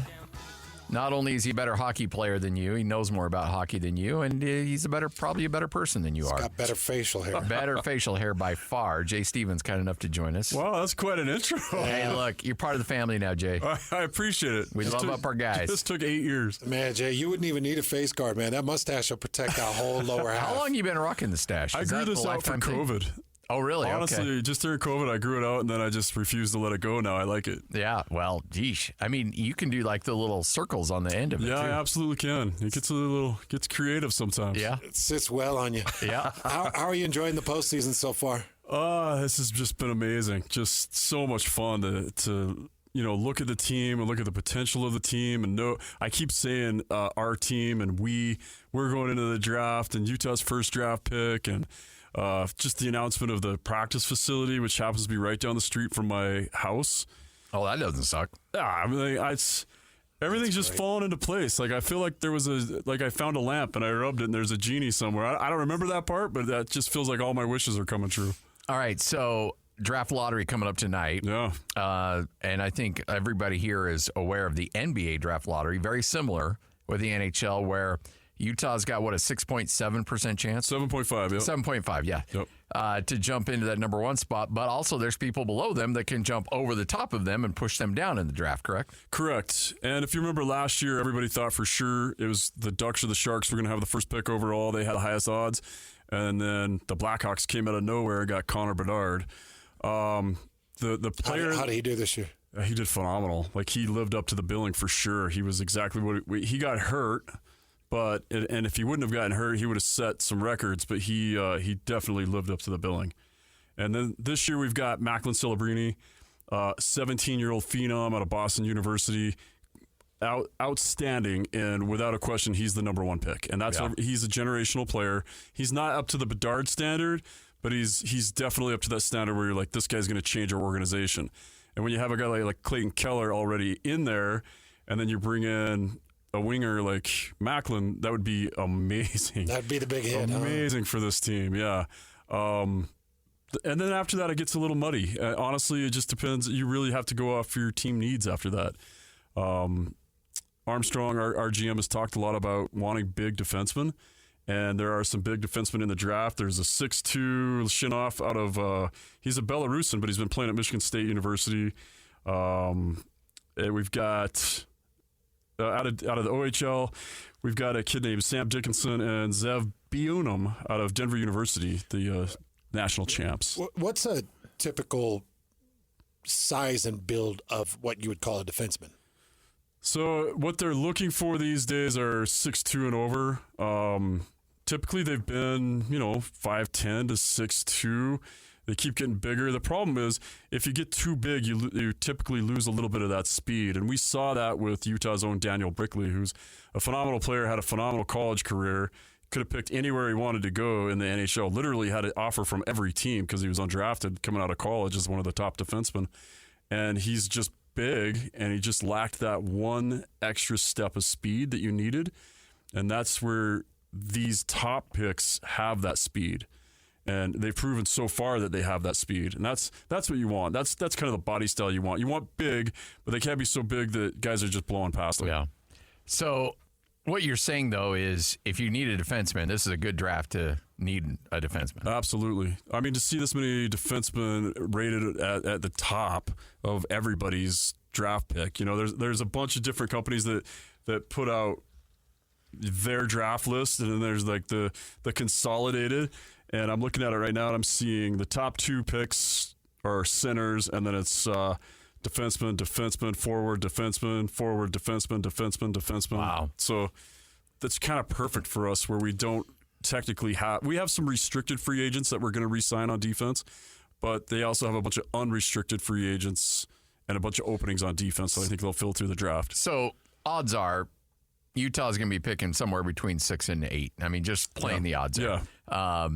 So there's great value there, is what you're saying. If they lay there, they'll be all right. Yeah, and keep in mind we've got a couple extra picks this year. Yeah. So there could be some trades where this draft, the potential of players that are still left on the board could mean more to us by trading that pick away and picking up, a restricted free agent from another team. So Hans and I, obviously, we're NBA, NFL guys. We see the draft. There's always a lot of trades moving up, moving back. Does that happen a lot in the NHL too? Yeah, absolutely. It happened with Utah's Trevor Lewis, New Jersey, or we've seen teams move up. The LA Kings moved up to get him, and you see it every year. Guys will move up to find somebody they want, or they'll trade a pick. They'll be like, "Hey, I know you guys need this next guy. We need your vet," and that works out for us. Is the lottery done the same as the NBA? Is it ping pong ball, or is it okay? So ping pong ball. It's an actual lottery. Yep. You were just talking about defensemen. I'm so curious about these guys because of the build that you need. And some of the first hockey I watched was the Dan Ochara. And and I loved him. Yeah. And I think, was Thomas the goalie? Who was the goalie with Tim Thomas. Yeah, Thomas was the goalie. Okay, that was the first time I actually started watching a little bit of hockey. And I remember watching Chara thinking, that dude is a regulator. Yeah. He was a bully back there. What is he, 6'9", 6'10"? 6'9", I believe, yeah. 6'9". This dude on skates, Scotty, would have been like 7'1" on skates. Yeah, 7'1" on skates. Yeah. And he would just thump people. Oh, yeah. And anybody get out of hand, he'd just skate over there, he'd thump them. How come we don't see more people like him in hockey? Chara just had that extra step. He had that X factor when it came to speed, because you can be as big as you want. There was that Science of Sports show a long time ago, and they went through and they were showing bigger players. If you put a sumo wrestler in net, how would they do in the NHL? And then they just had George Peros light him up. George Peros, who's a fighter, scored 6 goals in 12 years of playing hockey, and he's scoring on this guy left and right. And it's the same thing with defensemen. Yeah, you can get some really big guys. I coached a big Samoan kid here for a few years, and I'm like, man, if we can get you fast enough that guys can't blow past you, and that you could get a hold of some guys, you will be a legend. Yeah, but it just couldn't. He ended up playing college football. He was fast for college football, but he just wasn't fast enough for hockey, even at a high school level. It's just that speed. There's so many things that you have to put into being a hockey player. What generates the speed? Is it the strength of the legs? Like, if I take somebody who's fast on skates and make them run a 40, are they running like a 4.40, or is it the speed on skates not really convert to speed on legs? It's going to be different. It's going to, fast is fast. If somebody's fast, they're going to be probably fast. But, your ankle's got to be stronger. A lot of it comes out of your hips and your thighs. Similar to running, but think about how a frog jumps. That's how a skater skates. So those muscles have to be faster. That's what they call the fast twitch muscles or whatever. So there's a lot of similarities, but there's just those fine differences where you could take the fastest guy in the NFL and put him on skates. He'd still be pretty fast, but not the fastest in the NHL. Huh. All right. You ready for a little conspiracy theory going on here? Let's hear it. You see this John Buchacross tweet? I have not seen it. So he is hosting the draft lottery tonight for ESPN. He sent out a picture of the set and then immediately deleted it because he said, we've arrived in Jersey for tonight's festivities, 6:30 Eastern Time, ESPN. and Sportsnet in Canada. And, it's a picture of the set. Well, in the back of the set is an order. And it has Utah at number 2. Oh. In the lottery. Who sent that out? John Buccigross, who's he's an NHL guy. And so he immediately deleted it. And because everybody saw the order, right? And he's like, "Oh, wait, it hasn't happened yet. We were just doing rehearsal." I'm sure they were just testing stuff. That's what he's saying. He's saying that he goes, "It was just rehearsal, folks. That's all it was. Don't read anything into it." But everybody's like, "Oh, it's rigged. It's already happened, and this is the order." Now, if I'm that the would be amazing. Well, here's the problem. If I'm the NHL, they may just have to be like, "Well, geez, John screwed it. We're gonna have to redo it because we can't let him. Better give Utah number 1. Yeah. And so now Utah may have been 2, and now maybe slipped back to 6 or something like that. We'll never know. This will be like the Zapruder film. Oh, could you imagine if that happened? Like it was set, it was ready, but this guy tweeted. No, they were running a dry run, don't you think? Absolutely running a dry run. I just don't buy into any of the conspiracies. Remember all the stuff from the brackets, how the brackets were matching up to certain colors, like in the NCAA, and then that same thing happened with the Super Bowl. That happened to the logo looked like it was already determining the 2 teams that were going to be in it. I see a lot of those conspiracies, and I'd love for some of them to be true.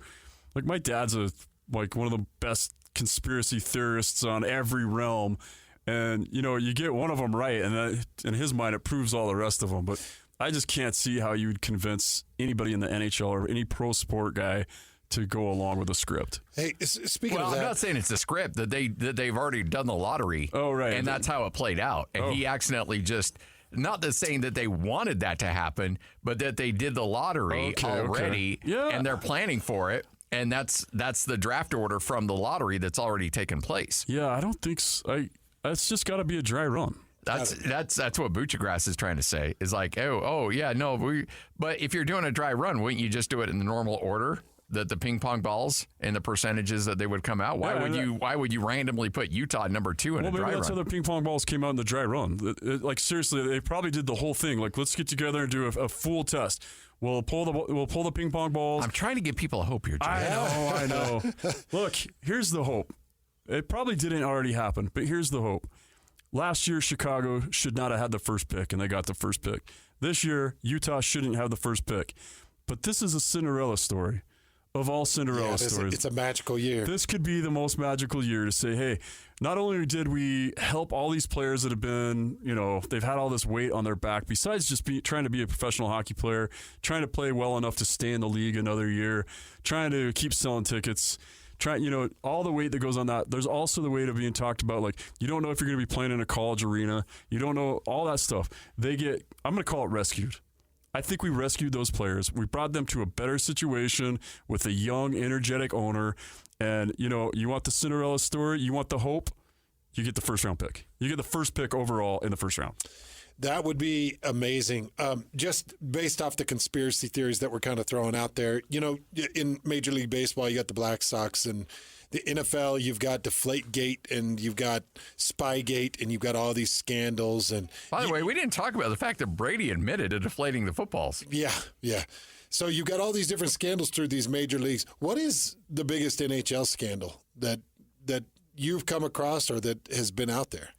Oh man, that's a tough one. Obviously, the biggest scandal going on, and you guys might not be familiar with it at all, but there are 5 Canadian Team Canada hockey players that played in the World Juniors a few years ago, and there's a big sex controversy with them. And really, yeah, that's been really bad because they initially it was buried. I don't know how much I'm supposed to even say about this on the radio because it's bad. And we've been lucky with hockey. Hockey's been pretty clean. Not a lot of players get arrested. We don't have a lot of the drama that goes with the other sports. But this one's pretty bad. And it's 5 of them. 5 kids that were 17 or 18 years old at the time. And now currently play in the NHL. And currently playing like one of the best goalies in the NHL. Like one of the most up-and-coming goalies in the NHL. I have not heard anything about this. Yeah, it's bad. But they had, they had relations with a female. They brought back to the room. One of the players brought her back to the room, and then he said, "Hey, do you want to hook up with the rest of the guys. That happened. They have video of her saying, "Hey, I'm doing this by my free will." Now, later she came back and said, "That wasn't of my own free will, and I want money." So they gave her money, and then 3 years later they came back and said, "No, that didn't work." So they're like, the money didn't cover it up. So that's bad. And those players are all out of the NHL, and it's sad because they pulled them out immediately. And one of them was Carter Hart, who's so they don't mess around in the NHL, and the NHL doesn't mess around. That's good to know. A lot of this, I love that. The minute it looked like Canada Hockey Canada kind of covered it, and they paid the hush money, if you will. And they investigated it, but they found the videos where the girl was saying that she was there of her own free will. And they said, okay, well, that's investigated. And then a couple of years later, they came back and said, no, this isn't right. Because that's when those kids were 18. Now they're 23, 24. Their careers are thriving. They make more money. And she kind of came at them for more money. So I don't know who's right or wrong. I know that's the biggest. That's as big as it gets for. As you've heard or seen. I mean, for as long as I've been a hockey fan, that's the most controversy I've ever heard. Dallas comes back, wins that series against Vegas. Crazy series there. What? Give me 2 or 3 of your biggest storylines you've taken away from the first round into the second round of the playoffs. So especially with the Vegas series, what I think you're going to see is you see a lot of these players, which they play. I'm trying to put this in the terms that everybody's going to understand. You're going to see these goalies that are down. They play like Jonathan Quick, and it's called an RVH or reverse VH. And so they're down. If the play is at the goal line, they're already kind of in the butterfly, leaning towards it, and they have their head almost on the post. And what Dallas did to Vegas was start shooting at the goalie's head from the goal line, and they got 2 goals off it, which turned the tide right then. High goals. And they pulled Logan Thompson because of it, who had became their starting goalie, and they're like, "Oh, those are soft goals." Well, nobody shoots from the goal line anymore. That's so that was kind of one of the big twists there. And you see a guy like Joe Pavelski, who's just an amazing leader, and you see him kind of take that first shot and it almost worked. And then you see everybody else start doing it, and it worked. So I think you're going to see more of that weird stuff, and that's the same kind of stuff they were trying last night on Bobrovsky in the Florida series. He's been almost unscoreable. That's a hockey term. I like it. You won't find it in the dictionary.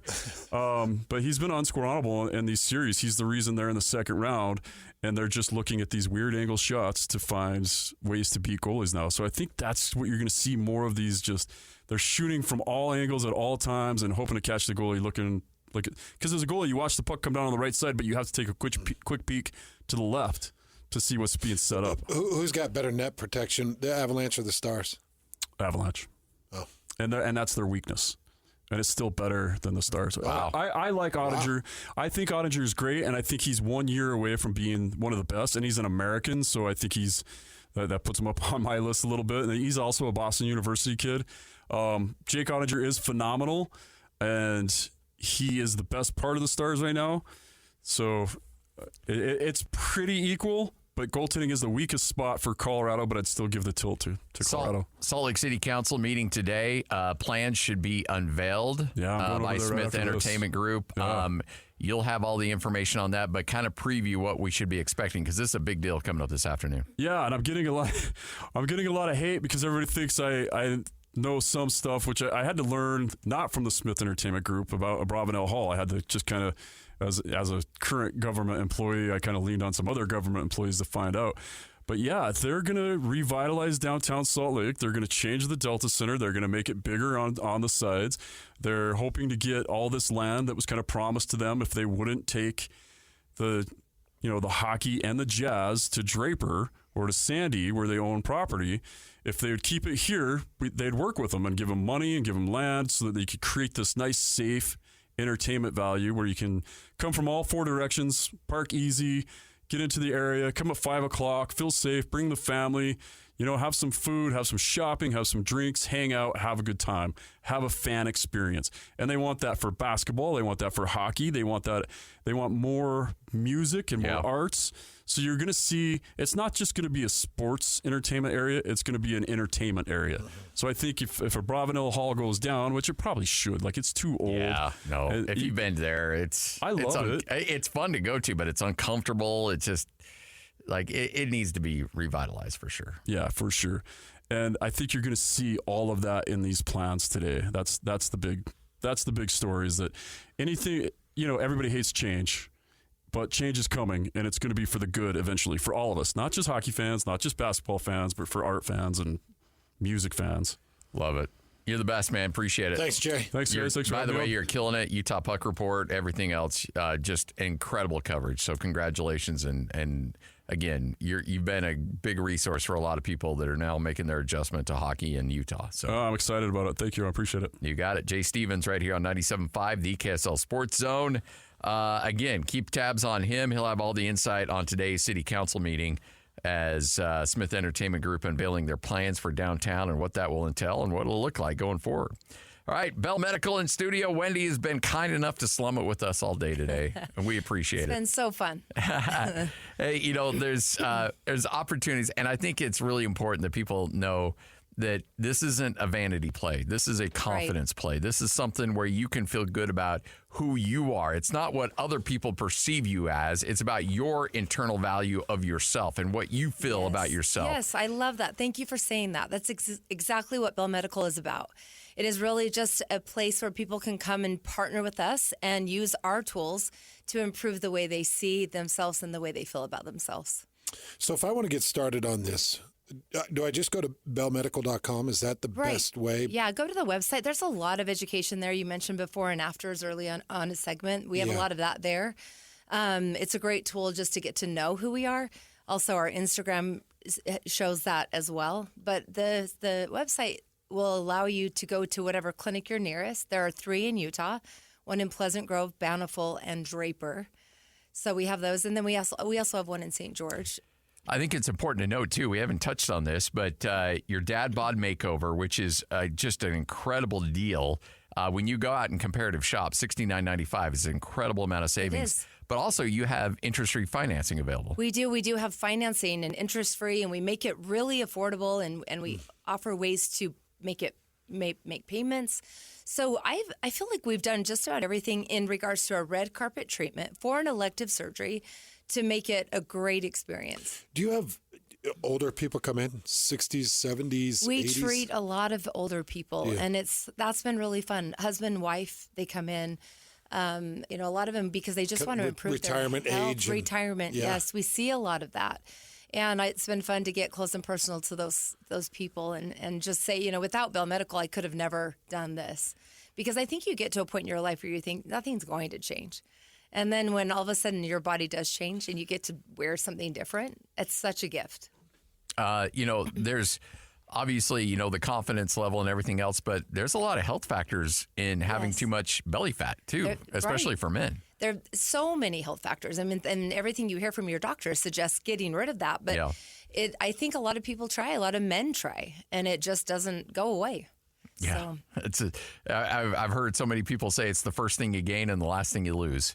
And in some cases, you can't naturally. And that's why I think it's just giving people permission to understand, quit guilting yourself and understand that this hormonal fat just will not go away. And so being able to find, equipment and the things that we do here at Bell Medical to remove that fat and get it to go away is an amazing thing. Well, and it's one thing to have the procedure and then you kick him in the butt out the door like, all right, get out. That's right. Yeah. But you've got consistent support. You got the semi-glutide that you can combo with that to make sure that you not only you're able to use that to get rid of those fat cells, and then maintain that lifestyle that you want and that and what you want going forward. We want you to feel like what you did was worth it, was life-changing. So we have an app we're about to roll out that helps you with the semaglutide if you choose to do that or to do something different on your own. Keeps you accountable. But the removal of the fat alone is going to work. But yes, we do help you with other tools. We have a massage therapist on staff. I mentioned that helps you with recovery and just a red carpet experience in your healing process with us.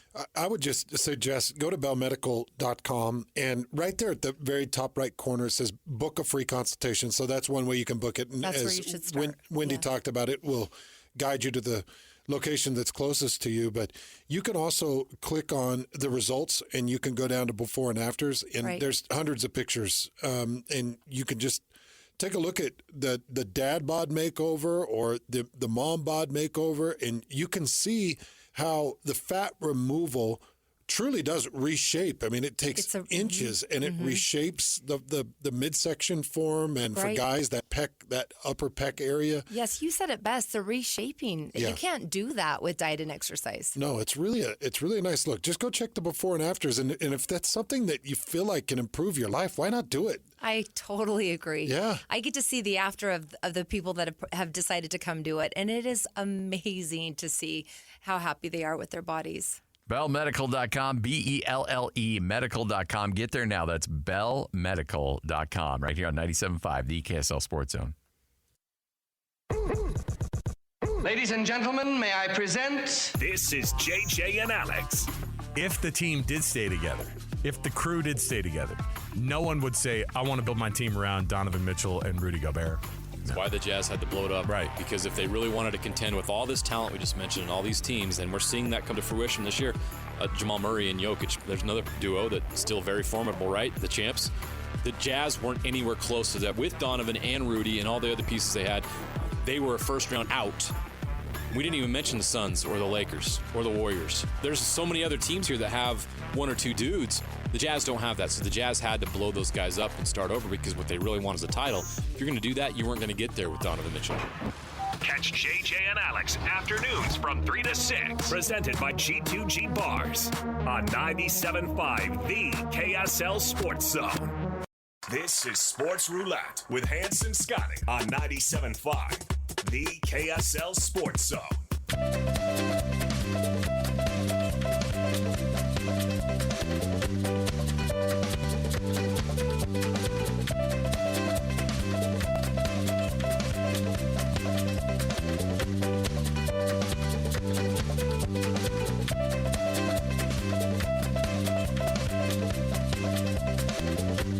Hanson Scotty, 97.5, the KSL Sports Zone.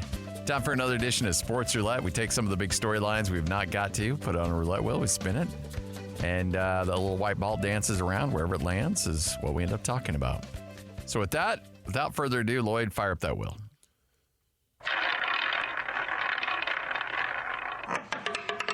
Rookie of the decade. Man, it would have been worth tanking.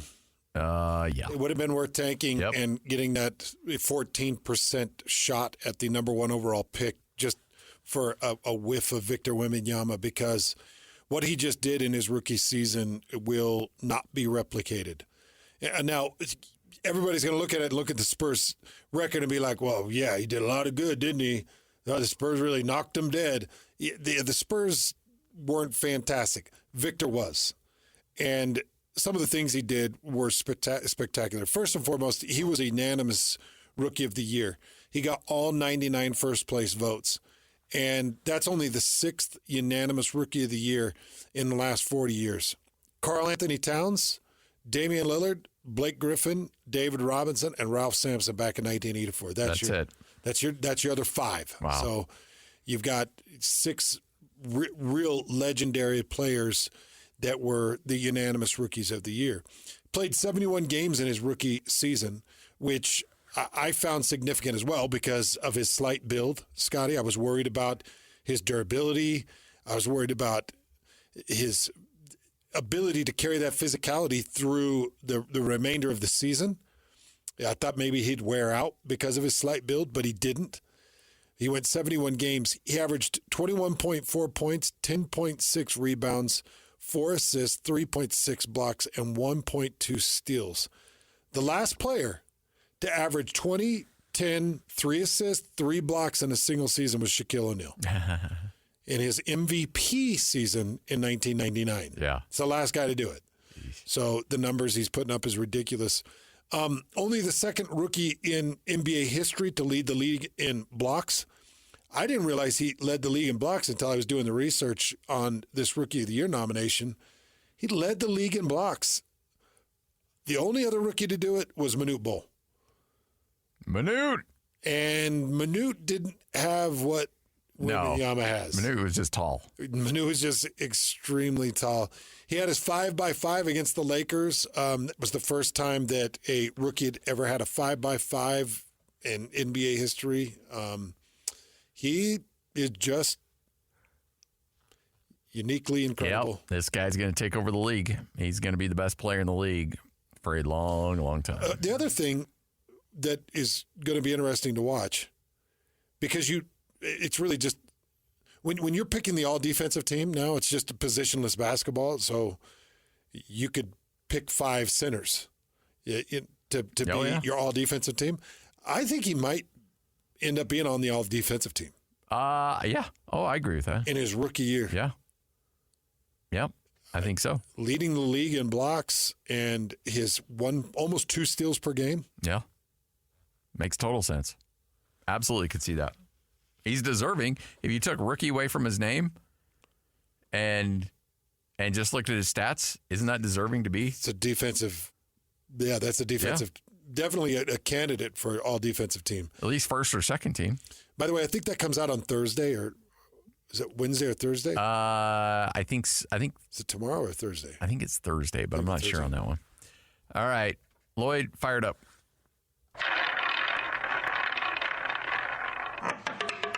Spoiler alert. I think John Buccigross, and again, we talked about this with Jay Stevens a little bit. I think he screwed Utah. I think Utah is going to get screwed in this thing. Because I firmly believe this is not a conspiracy. Like, I don't think it was rigged. I just think that the NHL draft lottery has already happened.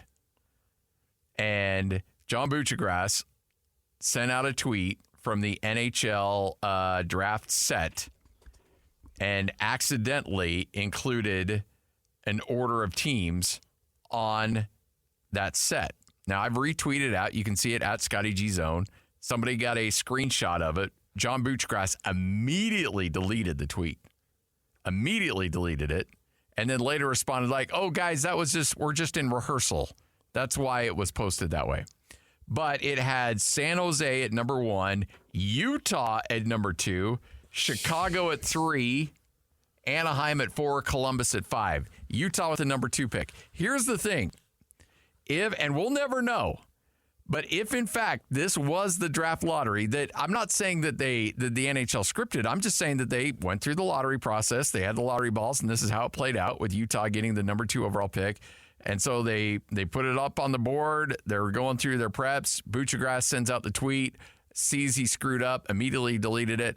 What's the NHL going to do? They're going to redo it. Because there's no way, if this is in fact the order, you can't have it this way anymore, because now you're like, oh crap, everybody knows what it is, and it affects gambling lines, it affects all the stuff. Could you not just come forward and say, yeah, we did it earlier, and he accidentally tweeted out the order? I guess you could, but he's already lied. Then that means he's lying, because he said, oh folks, it's just a rehearsal. Oh, so it's so bad. I'd go back to John and be like, hey, look, man, you really screwed this thing up, and this is a bad look for us, but we already did the draft lottery. I'm just wondering what goes into it. I'm wondering if they can replicate it. I thought it was more of a live thing where they pulled ping pongs and they had their algorithms that figured out their one to bottom. And yeah, I mean, the NBA is done several hours in advance, and then they just announce the results. They're going to end up 9. There's a good chance that this is actually this guy really screwed this up. I think he did, actually. I'm telling you how I'd handle it. If I'm the commissioner, if I'm the NHL, and this is now just going haywire across the social media networks. Yeah. I call up and I say, hey, let John know that he's going to fall on the axe on this one. But we're keeping the order. And if that's the case, that'll be wild. That everybody just saw what a network has sold. That's who would be really ticked off. Yeah. Because you got a sold show and a network that's televising the NHL draft lottery, and you just pulled that carpet out from under them. Yeah. So, again, I don't know. We'll never know the real story on it unless they decide to just be forthcoming like you say. Like, yeah, we did the draft. We did it beforehand, and this is how it turned out. And Bucci screwed it up. I love John Buccigross. He's one of my favorite ESPN guys. But could you imagine? They even had it over on the left side where you have like where the top 2 teams, essentially where they're projected to be, essentially first, and Utah was at what, 6th? Could you guys imagine? Because if you're doing a rehearsal and you're just going through it, wouldn't you just put it in your normal percentages? Yeah, as how you would expect it to go, or how the odds would play it out? Why would you, hey, let's have a rehearsal and put Utah at number 2. Let's shake it up a little bit. I'm not buying it. I'm not buying it either, man. I'm not buying it. All right, 2:49, take a break, wrap this thing up, get you ready for JJ and Alex coming up at 3 o'clock. Hans and Scotty, 97.5, the KSL Sports Zone. This is Jake Scott and Ben Anderson. I don't get the Met Gala. I don't get its relevance. I don't understand. I know it's a fundraiser for the opera or something, but it's supposed to be an exclusive guest list, right? Isn't that why the elite makes of it the elite something relevant? Did you see that Ben Simmons was there? Ben Simmons shouldn't be invited to like Denny's. Obviously, this thing is not that hard to get into if Ben Simmons is there. I mean, he's pretty striking, 6'9" and good-looking guy. He stinks. He's not a good basketball player. Got a bad attitude. I like the concept of the Met Gala, and at the same time, it looks like the setting of where Ra's al Ghul and Bane would show up in a Batman movie of being like, haven't you guys totally lost touch? This is where we're going to take over the world. Ra's al Ghul would invade the Met Gala and say, we're taking everybody prisoner except for Ben Simmons. No, he's going to walk not in important enough. and say, guys, we got the wrong spot. Ben Simmons is here. Ben Simmons at the Met Gala. What are you doing here, dude? Hear Jake Scott and Ben Anderson every day from 10 to noon on 97.5 The KSL Sports Zone. You're locked on to Hans Olsen and Scotty G. That's right. Yeah! On 97.5 The KSL Sports Zone. Tuesday's gone with the wind. Oh, my baby's gone with the wind.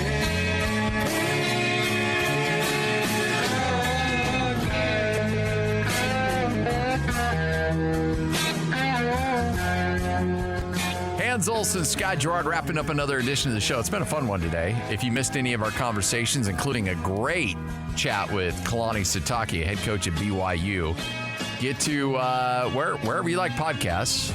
You know, whether you're a Spotify guy, whether you're an Apple guy, whatever, just search Hans and Scotty and you will find that podcasting feed and listen to that Kalani Sitake interview. Interesting conversation with Jay Stevens, our NHL insider. He'll have all the coverage from the Salt Lake City Council meeting in which Smith Entertainment Group will release the plans for what they anticipate the arena renovation in downtown to look like. So a lot of big news coming up. We'll reevaluate all that coming up on tomorrow's show. Yeah, so make sure you tune in. And we've had a blast in studio today with Wendy and Bell Medical. They've been fantastic. A lot of questions asked and answered. And I wonder, I was going through some of the conversation, and I wondered if there are people that come in with strange fat removal requests, like.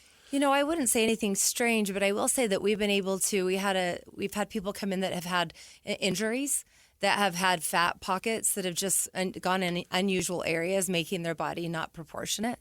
We've been able to remove that. So, you know, there's scars from a C-section or different surgeries that tend to pucker and fat goes over. We're able to go in and smooth those out and remove. So you can help those areas. Absolutely. So yes, as far as to that question, absolutely. It is such an individual thing, but this procedure impacts all of those things. See, I just wonder how many people they've got something. That's and such a great question. Everybody's got a story. Yeah, it's a great question. You know, a few years ago, we had a woman who had an area on her back. And so wearing shirts that were fit were uncomfortable.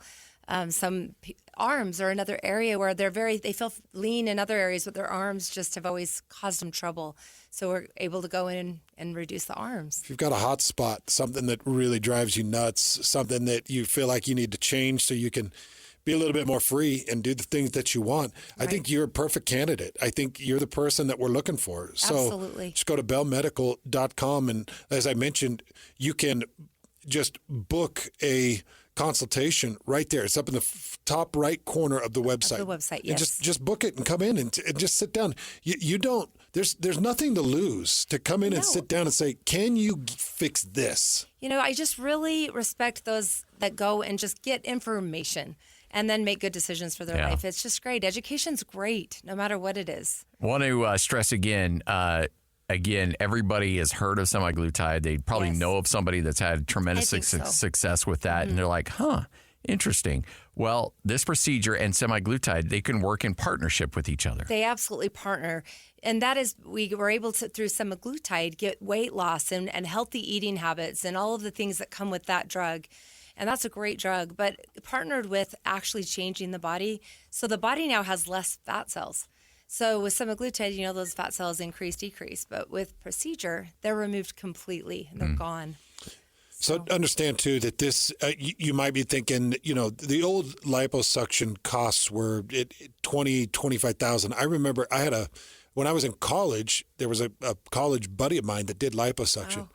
And I think his mom and dad paid something like $25,000 or $27,000. Well, and those prices are still out there. I'm I think sure. That's what makes us so unique is it's so well done with a great price point.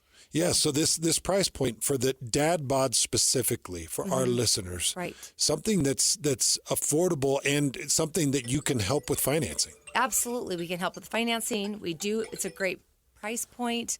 It's permanent fat removal. Sculpting of the body, it impacts health, it impacts the way you look, it impacts everything in a positive way. It all starts by going to the website, bellmedical.com, BELLE medical.com. You get there now, schedule that free consultation. You can get all the information you need. If you want to proceed, you're going to save a ton of money, and there's great financing available. Look, there's no reason people shouldn't be doing this. There's no reason. Just come check us out. See if it fits for you. It's a great opportunity to change your life. Wendy, you're the best. Thanks so much for helping our listeners. Thanks, Wendy. Thank you guys both. Bellmedical.com. Get there now. That's bellmedical.com. JJ and Alex coming up next right here on The Zone.